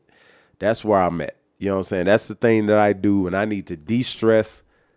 When I'm just at the house chilling, would I rather sit and watch TV or would I rather get in here and fucking shoot somebody in the face? I'm picking shooting a nigga in the face. That's how I feel about Mortal Kombat Online. I just go on and I smash a bit and I get away. And I don't, and now I'm to the age, I'm at the point where I don't need it every day because I find the times now when like playing Starfield. Every time I'll be sitting there and I'm... Yeah. And oh shit. And my character just standing there or he walking in the wall and shit. And I'm just like, oh shit, I'm falling asleep. Yeah. Playing video games now. That never used to happen. I would stay up. Man, look.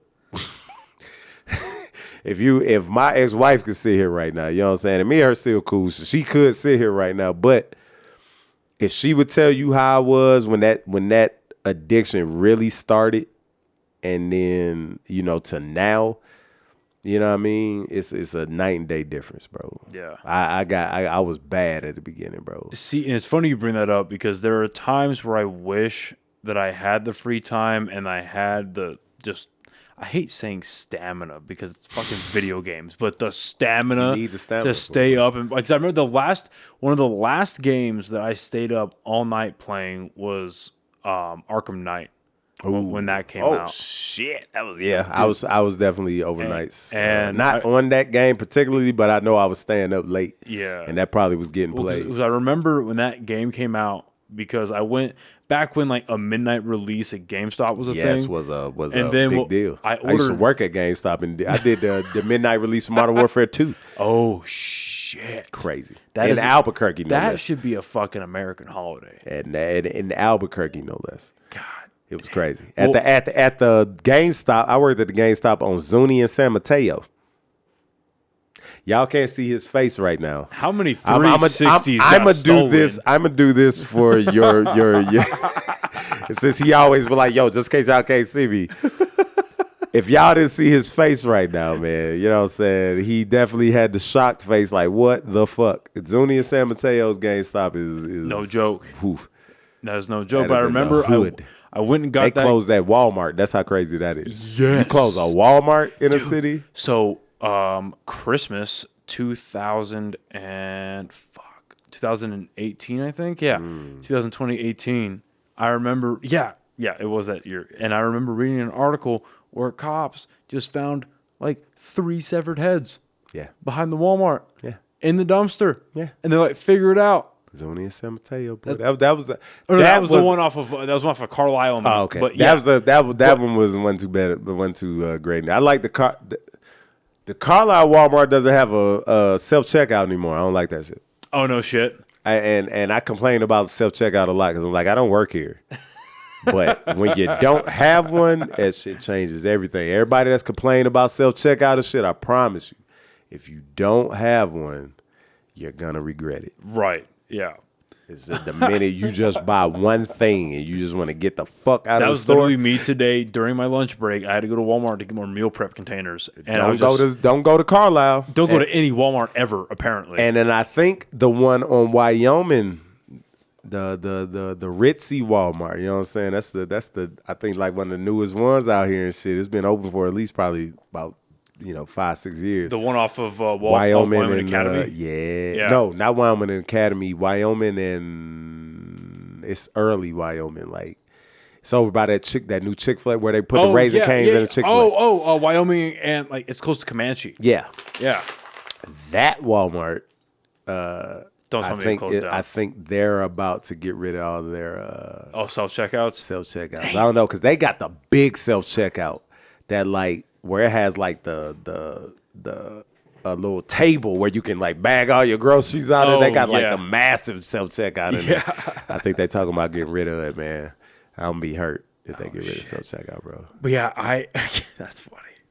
Shit. But yeah, I remember that night because the GameStop that I went to, it was off of like Eubank, and I just know it was past Louisiana, but there's the GameStop, and it's like a whole like a bunch of different shops, and there's a Walmart like neighborhood market, and then there's a Domino's across the street. So I planned it out. I was like, okay, I'm gonna order the Domino's pizza, and it's gonna be available at this time. I should be done here at this time.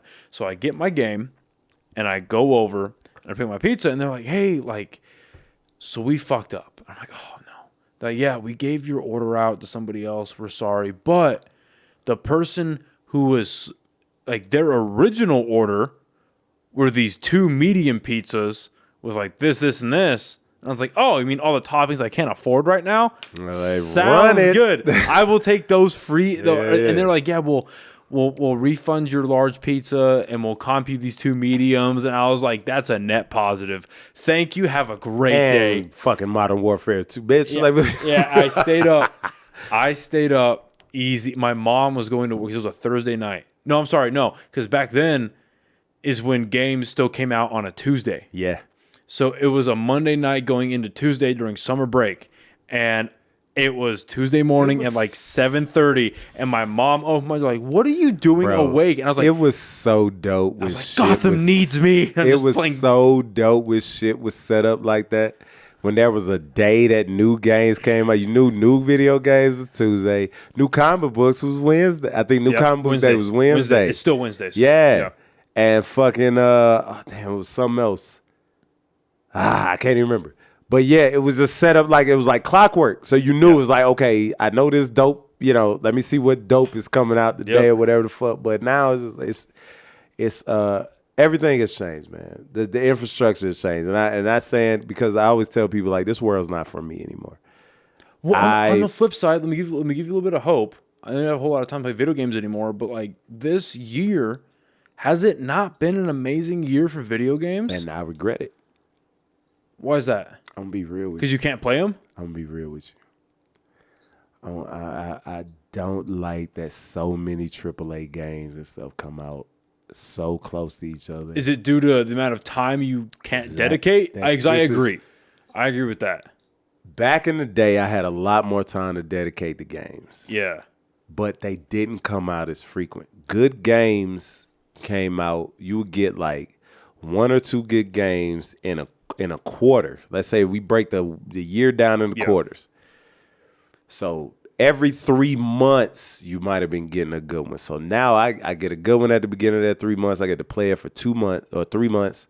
And then another good game is coming to fill that void once I'm done with this game, or if this is like a Call of Duty or a Battlefield or something like that, something that I'm going to play for maybe 2 or 3 years past this prime. I'm playing online.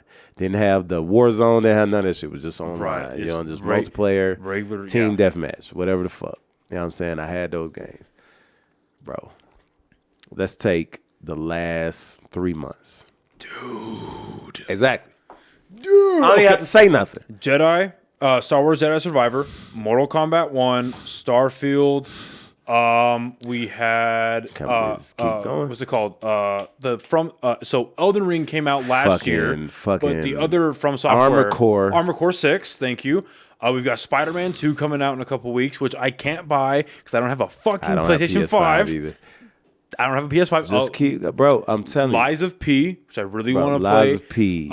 Payday 3. Payday 3. Fucking Blasphemous 2. Like I said, Starfield. Modern Warfare 3 is coming out. Street Fighter 6. We got fucking. There are 10 AAA games out right now, if not more. Right. I know this is boring, y'all. I'm sorry that we're not talking about interesting things anymore. My fault. It's interesting to us. It's interesting to us, though. 10 AAA games out right now. Yeah. You know what I'm saying? Oh, shit. Cyberpunk 2027. Got a new DLC. Whole new DLC. It's revamped. Changed the entire game. Yep. New game. You know what I'm saying? You got that. That came out the same time, like I said. Now that I'm playing Starfield, Payday 3, every season of fucking Call of Duty that drops. I'm not even playing those no more. I got back to Battlefield and I had to delete that just to put some more shit on my fucking shit. I'm playing the new Double Dragon. I'm playing Remnant 2. I'm playing Diablo 4 came out? Bro, Diablo 4. I can't even get Baldur's Gate 3. I couldn't even imagine if I had Baldur's Gate. So it's like, bro, there's so much out at the same time that it's like I don't know what to focus on. And you feel like you're missing out on a good experience. Every time I focus on one thing, I see 16 articles about this other game. Yep. You know what I'm saying? I was playing Overwatch 2 at one point. And it's the real type of like FOMO. Yeah. And people who don't really enjoy this type of media, they look at like, oh, you're wasting your time playing video games. Like, no, like these are games. Okay, first of all, I don't think, especially with how realistic and how like well intricated these games are, you shouldn't be discounting a good experience. Part A. But part B is like you're missing out on legitimately good storytelling. Hogwarts Legacy, apparently. Oh my gosh, that game is amazing. I don't even fuck with Harry Potter like that. I've watched the Harry Potters. Don't get it fucked up. I watched my roommates play that shit, and it's good. I've seen the Harry Potter movies. Yeah. And because of the fact that I like wizards and shit. You know what I'm saying? Now, not saying that I'm not Gryffindor, because I am, because I went and did the sorting hat shit. You know what I'm saying? I am definitely Team Gryffindor all day. But I wasn't into it because at the end of the day, it's like a kiddie. You know, it's supposed to be childish. Yeah. But you watch like them last 3 or 4 fucking Harry Potters. That's when I got. And you like, wait a minute. That's when because I never really, even as like a middle school and a high school, middle school. I never really messed with Harry Potter. I was an adult when that shit came out. But then when Order of the Phoenix #5 came out, bro, I was like, oh, wait a minute. There's stakes here. But, bro, that game? It's amazing. I don't have it. I've watched my buddy play it. Hogwarts Legacy? I haven't beat it yet because something else came out during that time when I was playing that solely. There was a time when it was like, yo, you would get a AAA, a really good game, and you had at least 2 months before another good game came behind that. So you have time to breathe, play so all I of could it, play this, experience enjoy it. Think about it. What other game was you playing when Skyrim came out? God, what year was that? 2015? You can't even remember. I guarantee you can't remember what other game you were playing when Skyrim came out. Like 2013, 2015? Yeah. What other game were you playing outside of Call of Duty? Some multiplayer that you could play real quick and get a reel of, and then like I'm get back on it. What game were you playing when Fallout 3 came out? Fallout 4 came out even. What other game were you playing when Mass Effect came out? Would it kill you to say I have not played any of the Mass Effects? Yes, it would. Because that's literally my favorite game. So my uncle, who I'm real close with, he got me into video games. Like, he's the reason I love video games. His shit was Fallout, Mass Effect, Call of Duty. Like that was. But then when they released the Mass Effect remastered with all 3 games, Please tell me you bought it. I have it. Okay. I haven't played it yet, brother. I know. Brother. I need to. Brother, you got this amazing setup in here. I need to. I really need you to play Mass Effect. I've heard Andromeda is not that great. It's not. I've heard it's not that good. No, here's the thing. Gameplay is amazing. Gameplay, like how your character moves, how some of the shit works. The story is poop, and I don't like the fact that you don't get to use as much of your powers as you did in the first ones. I've heard 1 through 3 is like 1 cinematic level. I almost would suggest that people that don't even fuck with video games play all 3 Mass Effects. See, because I barely got, just to like gauge this, I bought it when it first came out, but it didn't really like tickle me the right way. But I am just now getting into Red Dead 2. And then also a great game. And then Mortal Kombat 1 came out. Y'all. And that's my shit. This is so much nerd shit. It's cool. I'm fucking this shit has me so happy. Check it, brother. And I loved Red Dead 1. Play Mass Effect. Yeah. Red Dead is great. You know they're about to remaster the first one again. I heard about that, yeah. Well, not the first one technically. First Red Dead Redemption. Red Dead Revolver. Yeah, they're not redoing Red Dead Revolver. Yeah. Which is a completely different game from. That's what I've heard. Yeah. Dude, I remember seeing Red Dead Revolver. Red Dead Revolver was made by Capcom, right? Because I remember going to Hollywood Video when that was still a thing, and seeing the rental games, and seeing the angry cowboy on the cover on the front, man. Of Red Dead Revolver. Kind of looked like he looked like Marston. Marston, kind of had the Marston look, but his name was Red. That's where Red Dead Revolver, like it was, and he had that same Deadeye shit or whatever, but it was more like it wasn't open world. What it was like maps that you could kind of walk around. There would be different stuff happening in that map, but they were really small maps. They weren't like super huge. You didn't walk very far or anything like that. And then they had like set piece moments that would happen in certain shit like that. But it was mainly story just driven missions. You would go to this, the story would take you to another area, and you would do whatever you did in that area, and then you would move on to the next. It was like chapters. You know what I mean? It was a good game. It was a chapter, but it was really irrelevant. It was like if the Cowboys it was like if it was a comic book. Some of these, like the characters, like the enemies you face were like over the top, like, you know what I'm saying? Like shit that was definitely not in the Wild West. That's Or awesome. like, you know what I'm saying? Well, that's what Rockstar was doing back then. Yeah. That wasn't Rockstar. That's what I'm saying. No, Capcom. This was Capcom. Capcom. Well, And then Capcom didn't do anything else with Red Dead Revolver, and Rockstar let me rephrase bought that. It makes shit. sense. It would fall under the Rockstar Yes. banner because Rockstar if you was think on about that all the type of shit. crazy, I couldn't name them, but as a kid, I remember playing against all the crazy villains in like San Andreas or Yeah. Liberty City Yeah. or Vice City. Yeah. It's like, what the It was fuck? different. It was different. It was different. Yeah. But nah, man. Look, my nerd history goes back so long because I played the Atari 2600. You know what I'm saying? I remember when that came out. I had the first Nintendo, like new out the box. You know what I mean? I remember my mom's ex-boyfriend bought that shit for me for Christmas one year. I remember because he just called. He's like, "This was Spud." I was like, "Oh shit, it's goddamn Spud."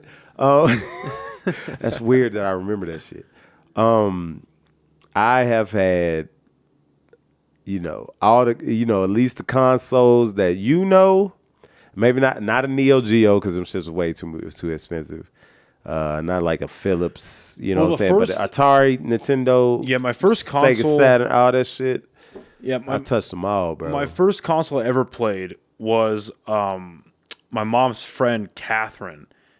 She had and she would serve as like my daycare, so my mom could Yeah. pick me up from school. You know what I mean? Yeah, Like, yeah. you have like the aunt. I was a latchkey kid, so I don't know nothing about that. Yeah. They put a key around my neck and was like, unlock this door and don't put nothing on the stove. Yeah, it was the aunt that really Yeah. wasn't related, right? Yes. So we got those. so I- That's black culture all day, bro. It's like shit. All y'all my cousins still. So I would go to her place and hang out with her kid. It was like a year older than me. Yeah. And she had the Nintendo 64, and it was Super Mario 64. Killer Instinct Gold. And Damn. wait, what?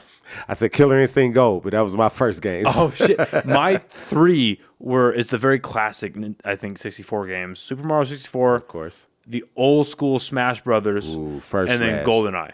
Yes, bro. Yeah. Bro.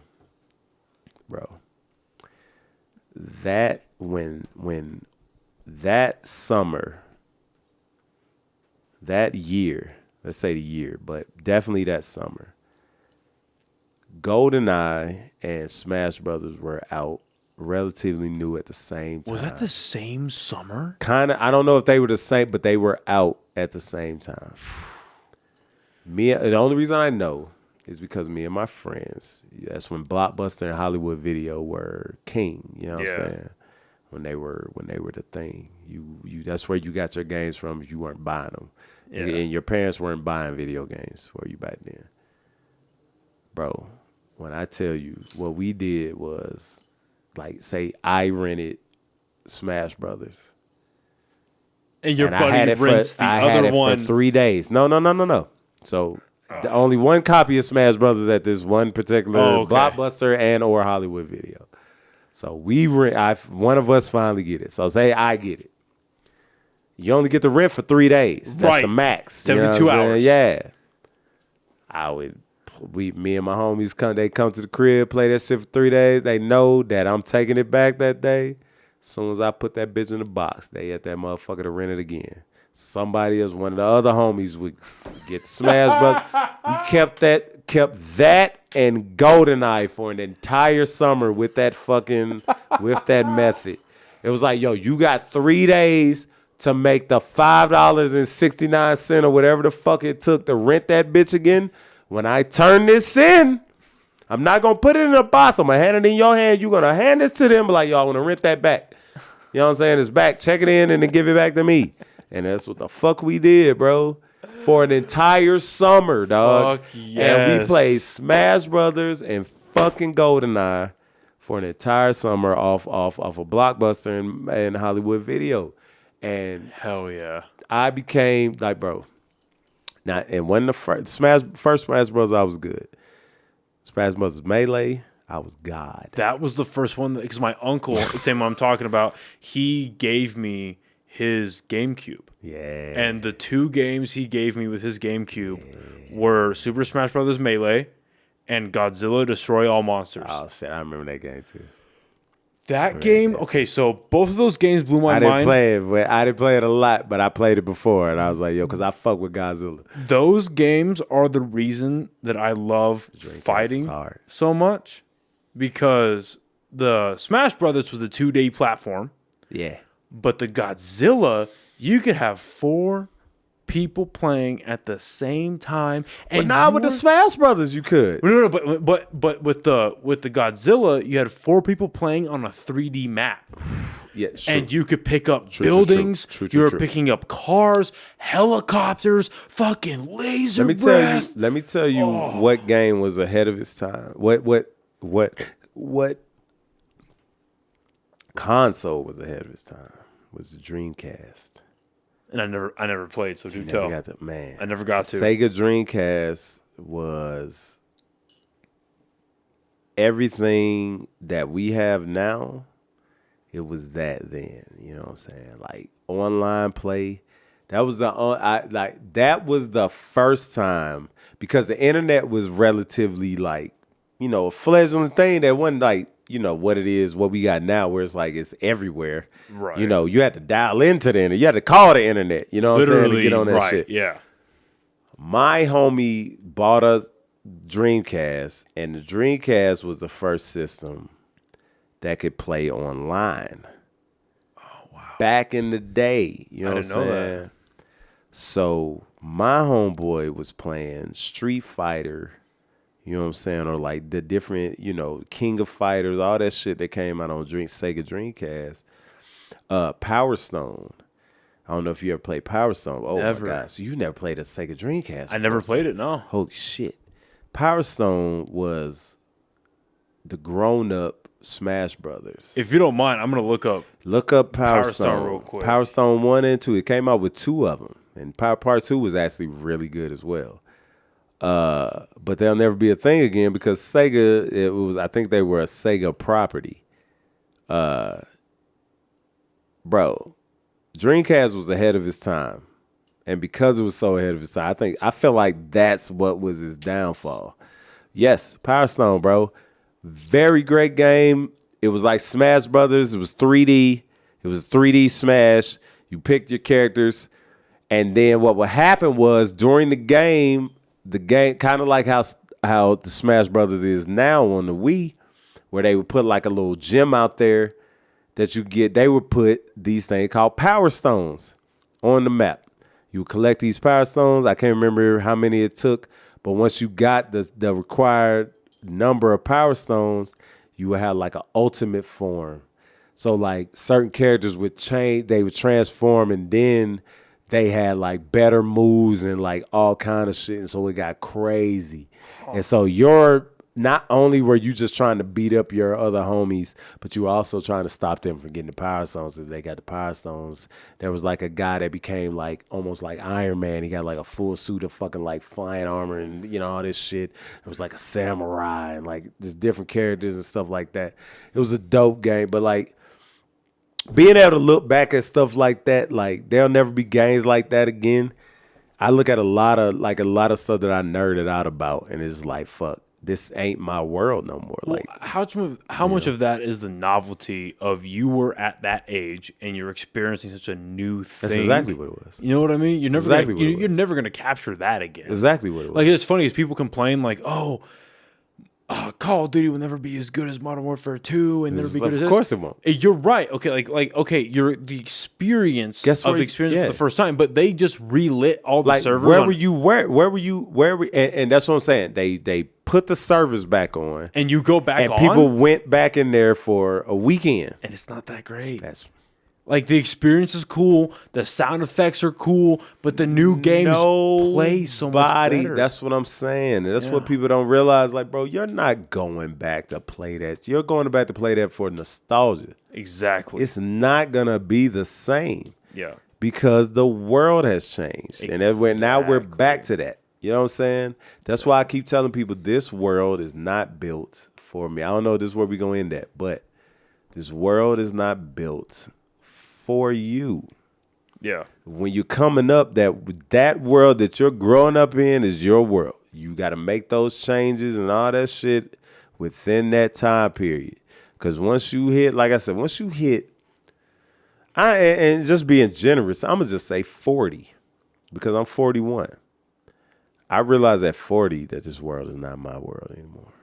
And that's when I start becoming a little more empathetic to what the younger kids are going through because I realized that's the same type of shit that we went through when we were younger. They didn't give a fuck about rap when I was young. They thought rap was just a fad. And like all that. Now hip hop is the biggest goddamn genre in music ever. As a heavy metal fan, I agree with you. And you have to. It is. is. It's like, because everything you could say to me, I could discount you. It is. No. Easily. No, hip hop, rap is the biggest genre. Yes. Without a question. Yeah. So, I grew up in a time when motherfuckers hated that shit. Yeah. When white people wouldn't dare say that they like fucking hip hop unless they was just the eccentric ass white boys or they was the Beastie Boys or something like that. Right. You know what I mean? Now we're in a time where, video games and comic books and being a nerd, let's just say being a nerd, is fully accepted. You're not really a nerd anymore. Yeah.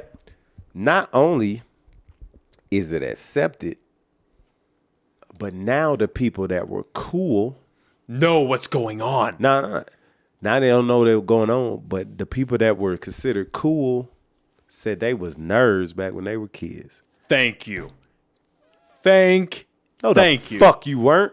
Yeah. Because you weren't getting beat up for it. Yup. You weren't getting made fun of. You weren't getting, you know what I'm saying? None of that shit. Yup.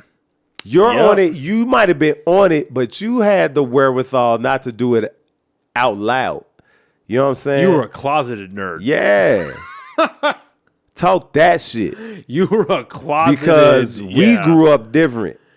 Yeah. I was a nerd that was out in the open. Yeah. And I got openly made fun of and openly fucking criticized and all that shit.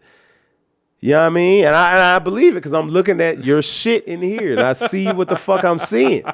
You know what I mean? And all this shit appeals to me, bro. Yeah. You got fucking Killer Croc grabbing for motherfucking Spider-Man, big dog. Like, that's a whole, you know what I mean? Is that Killer Croc? Am I tripping? The lizard. But oh, that is the lizard. That's the lizard from the fucking movie. I just realized. From No Way Home. So when Hot Toys put out all their new shit. I see it now. I was like, why would that be Killer Croc? Yeah. Reaching? It's so the way they put out the diorama is that it's the lizard and then it's I don't Jamie. like that. I didn't like the Amazing Spider-Man lizard. I didn't like either. how he looked. I didn't either until it's sad. But I didn't like how he looked. The character itself was cool. Yeah, in my opinion, he applied better in a smaller role in No Way Home than he did a main character in The Amazing Spider-Man. My problem, yes. You know what I mean? Yes, he did. Yeah. My problem with even comic book movies, like especially live action, is the first one is always great. You know what I'm saying? They focus on one villain. Yeah. You know what I'm saying? Especially with Spider-Man, for instance. Always, first movie, one villain, you know what I'm saying? The movie carries through real nice, all that shit. And then you get to, every time they make a sequel, they feel like there's one more, there might be one villain and another villain. It's like, there's a secondary villain in here. And it was funny you say that. Also, oh, yeah. I'm just gonna judge it up a little bit, you know what I'm saying? And, do whatever the fuck. And it's like, bro, like, y'all don't have enough time to tell both those backstories and include Spider-Man in this 2-hour movie, bro. Exactly. And so that is why movies like the Sam Raimi Spider-Man 2, The Dark Knight, Superman 2, the Richard Donner cut. I want to put a little Superman 2. The Christopher Reeve Superman 2. Yeah. Okay. That's why those movies work so well because they build off the foundation and focus on a central villain. And that is why No Way Home works so well because they quietly did a Sinister Six, but they used the legacy. Quiet. Yeah, but they used the legacy of all the other franchises to their advantage. Yeah. And it focused, like, I'm so into this. It could be made. Yeah, it could be made. There's an argument to be You gotta made. stop. I'm so that into this. Oh my god. Keep going. There's an argument to be made that the real villain of No Way Home is Peter Parker, because he's going out of his way to try and help the villains. The longer he helps the villains, the more havoc is caused. But that's Peter Parker. But exactly, and that's what makes it so compelling. So then, who's the fan favorite of all the Spider-Man villains? Willem Dafoe's Green Goblin. And so that's why he was put at the center with a very close second of Alfred Molina's Doc Ock. And that's why that was a big fear, was that how do you bring back Doc Ock but maintain the fact that he's a good guy? And they fixed that immediately before everything really kicks off. Yeah. And like Willem Dafoe turns into Goblin again, and Aunt May dies, and the legacy Spider-Man came in. What's the one thing they do? They make Alfred Molina good again. Right. They kick or at that. least they, you know what I'm saying, get him, They make him a human. They cure him. Yep. He puts the thing on him. He's like, oh, wow, I'm back. Oh, great. So that's why that movie with all those villains works so well. But you're completely right. You look at something like Spider-Man 3 with the multiple villains. That is give Venom enough time. Exactly. And in the aftermath of that, every interview that Sam Raimi has given, he talks about how he didn't want to do Venom because he doesn't like the character. But he knows that if he had to do a villain that has so much pull with the fans, he needs to do it justice. And that is a movie made by committee. That is a movie made by a bunch of executives. Yeah, I was about to say, that's not a fan-made movie. Yeah, no, it's a movie made by a bunch of executives where they look at the algorithm of what made the previous movie great. And they were like, hey, this beat went well, or this type of humor did well, or this type of action did well. How do we inject that into whatever half a script we have right now and make it a real comic book movie? And that's how you get Thor: Love and Thunder. Quite frankly, and I will make a bet right now, that is how you get the Marvels in November. I look at the trailers for the Marvels, and that looks fucking horrible. It looks like it's a movie. I don't like Brie Larson. Nobody does. I'm sorry, but that's my only problem with that movie. As Captain Brie Larson as Captain Marvel is fucking with me. Well, have you seen the marketing? I think Charlize Theron is Captain Marvel, yo. Dude. Short hair Charlize Theron as fucking Captain Marvel, like Civil War Captain Marvel, like don't give a fuck. Come on, bro. That would have been, you know what would have been cool? Perfect. You know what would have been cool? Because the issue with Captain Marvel in Endgame, no. But the issue with Captain Marvel in Endgame is that she was brand new and she clearly got injected into the movie, right? But how cool? Supposed to be there. How cool would it have been?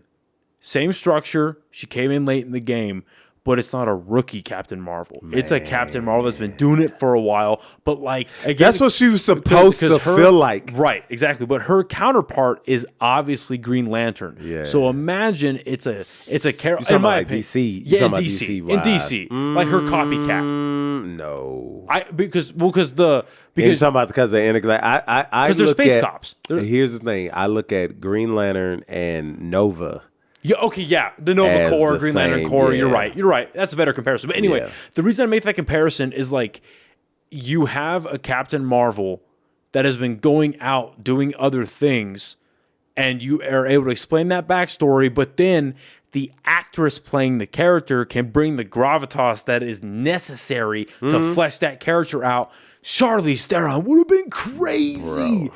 She would have been crazy as a Captain Marvel. If I show you pictures of, come on, bro. I can see All it. I'm saying is she could have been a very effective Captain Marvel. Not that it's going to go back to that or anything's going to happen. It's like wishful thinking and shit. That's just who I thought would have been a great Captain Marvel. I think Captain Marvel is a great character. Me too. And I think the Marvels hopefully is a good movie. I have no faith in it. I got to be honest. I'm not putting all my ducks in a basket or whatever the fuck. Or I say ducks in a basket. What the fuck is that?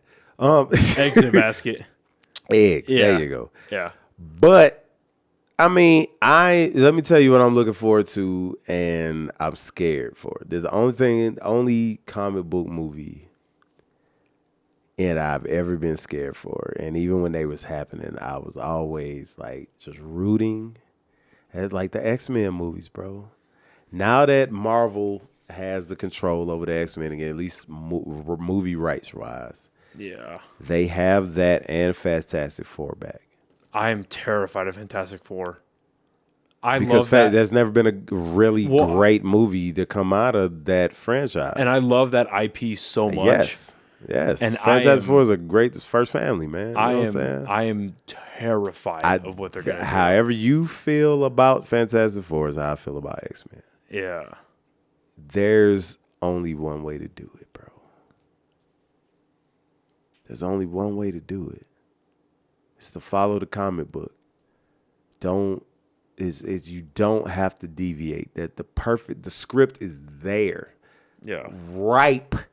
Yeah. You can start, if you want to make it a franchise, start from Cyclops, Jean Grey, Beast, Iceman, and motherfucking Angel. The old school. The first 5. Yeah. And started from there. You give them a movie like that. And then you do the second movie will be when they go to Krakoa and get kidnapped. And then you bring in Storm, Wolverine, Colossus, Nightcrawler, Kitty Pryde, the people that took over for them. Yeah. Save their ass. You get a spin-off movie in X-Force from the first original fucking team. You get another X-Men movie. It doesn't take, the script is written.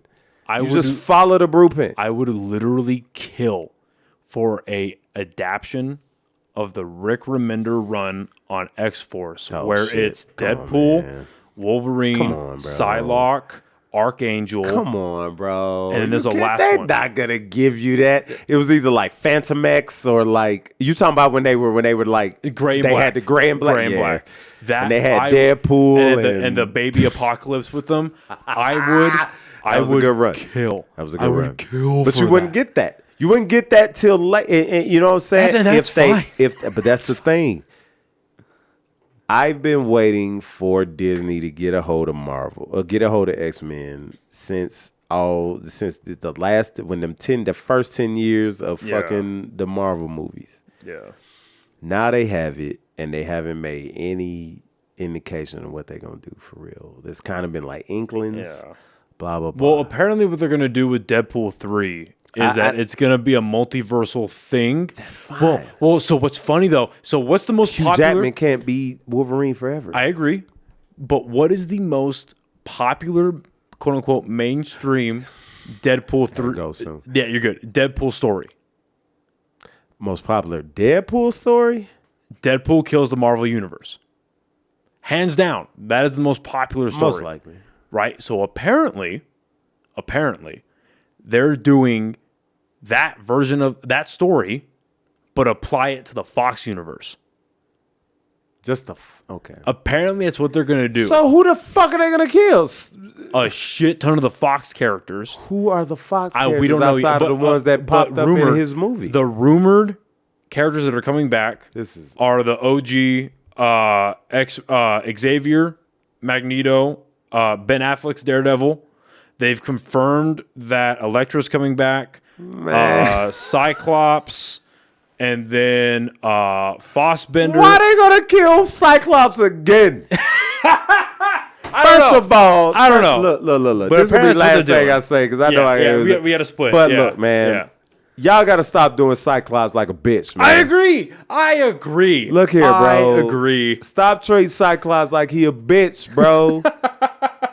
This nigga was the first X-Man for a reason, dog. And I don't even advocate for white boys like this, man. But I'm about to cape for my man Scott Summers, dog. Y'all gonna stop treating Cyclops like he a bitch, bro. First of all, this nigga's an expert in trigonometry, bro. You know how hard it is to be a genius in trigonometry? You know what I'm saying? That's real shit. Here's the thing. How do you miss anything that you're looking at? That is what people don't understand. Is his laser beams come directly out of his eyes. He's looking at you. He's gonna hit you. Well, they're energy from another dimension. From a whole nother, and people think it's heat. And it's like heat vision, like Superman's vision. It's not. It's concussive force. You know what I'm saying? Which means it pushes. But if, friction makes heat.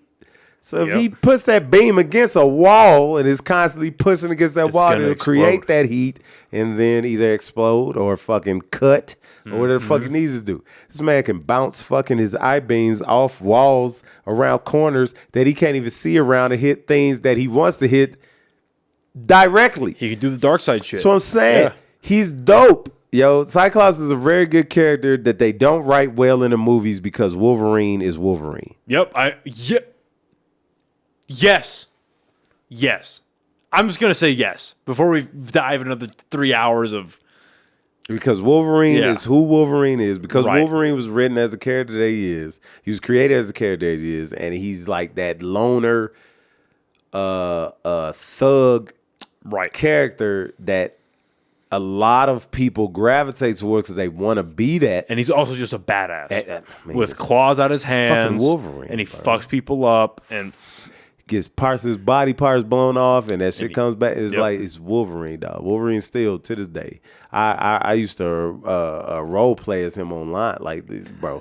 That's how old I am. Like, yo, like typing out fucking scenario type shit. Just for all the people that think I'm sexy, I am a nerd for real. Man. It's cool. It's cool though. I still fuck real good. Listen, I still get bitches. That's why I be telling folks like, yo, you can be a nerd all you want, bro, but like you got the swag is different. You can be a nerdy, swaggy dude. Like chicks dig that shit. Like now. They dig it now. And they ain't even realize they fucked with it back then, but they was too busy trying to get the nigga that was a thug and also didn't give a fuck about you. And that was the thing. It's like, shit, I can do both. Again, we talked about it at the beginning. I'm from the hood. I did all the hood shit that y'all expected me to do, but I also am a fucking genius.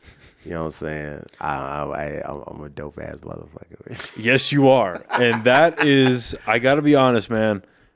This is why I love doing the podcast. Hey, man. This was fucking amazing.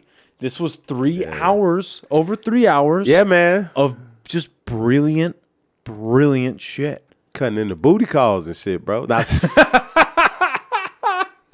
Listen, I'd love to have you back. Hell yeah, man. Whenever, bro, I'm just down to just talk about whatever, bro. So if you just got like a time when you just like, yo, I don't have no guests, but I don't want to do this by myself, bro, or whatever. And we could talk about whatever, dog. Like, it definitely don't. When I do podcasts, I really don't like to talk about the comedy shit because I talk about it on everything else of my own. But, just to get it out the way. Yeah. But now that we done did it, it's cool. Your people know me now, so we could talk about whatever after this. So, yeah. Hell yeah, man. Thank you for having me, big dog. This was a fucking pleasure. Hell yeah, man. Upcoming shows, upcoming stuff. Woo! I ain't gonna lie to you. I ain't gonna look at my calendar because I know I ain't got shit. October and November looking to kind of. I got some shows coming up, of course. Let's see. Let me go ahead and look while I'm playing. Nothing crazy because I haven't booked anything for this month or next really. But we keep the calendar on deck though. And I got nothing else for October, so if y'all want to book your boy, you know what I'm saying? You want to put your boy on something, I'm here.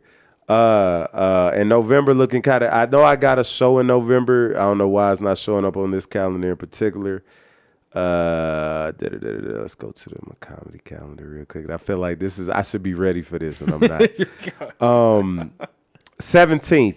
I want to say 377 again. A. Marie is going to do a veteran show with all the veteran comics. And not veteran as in old comics, but veteran as in military. She's doing a Veterans Day thing. They always want to do some shit like that. I done one with her like that before. I think last year, was that the show you on? Was that the show you? Yeah. Mm-hmm. Yeah. And so she's doing another one of those. So that should be a good one. Outside of that, man, right now I'm free. I kind of took a break 'cause last month was so crazy with the Funny Fiesta noticed. and the state fair and all that stuff, man. So I'm taking a little break.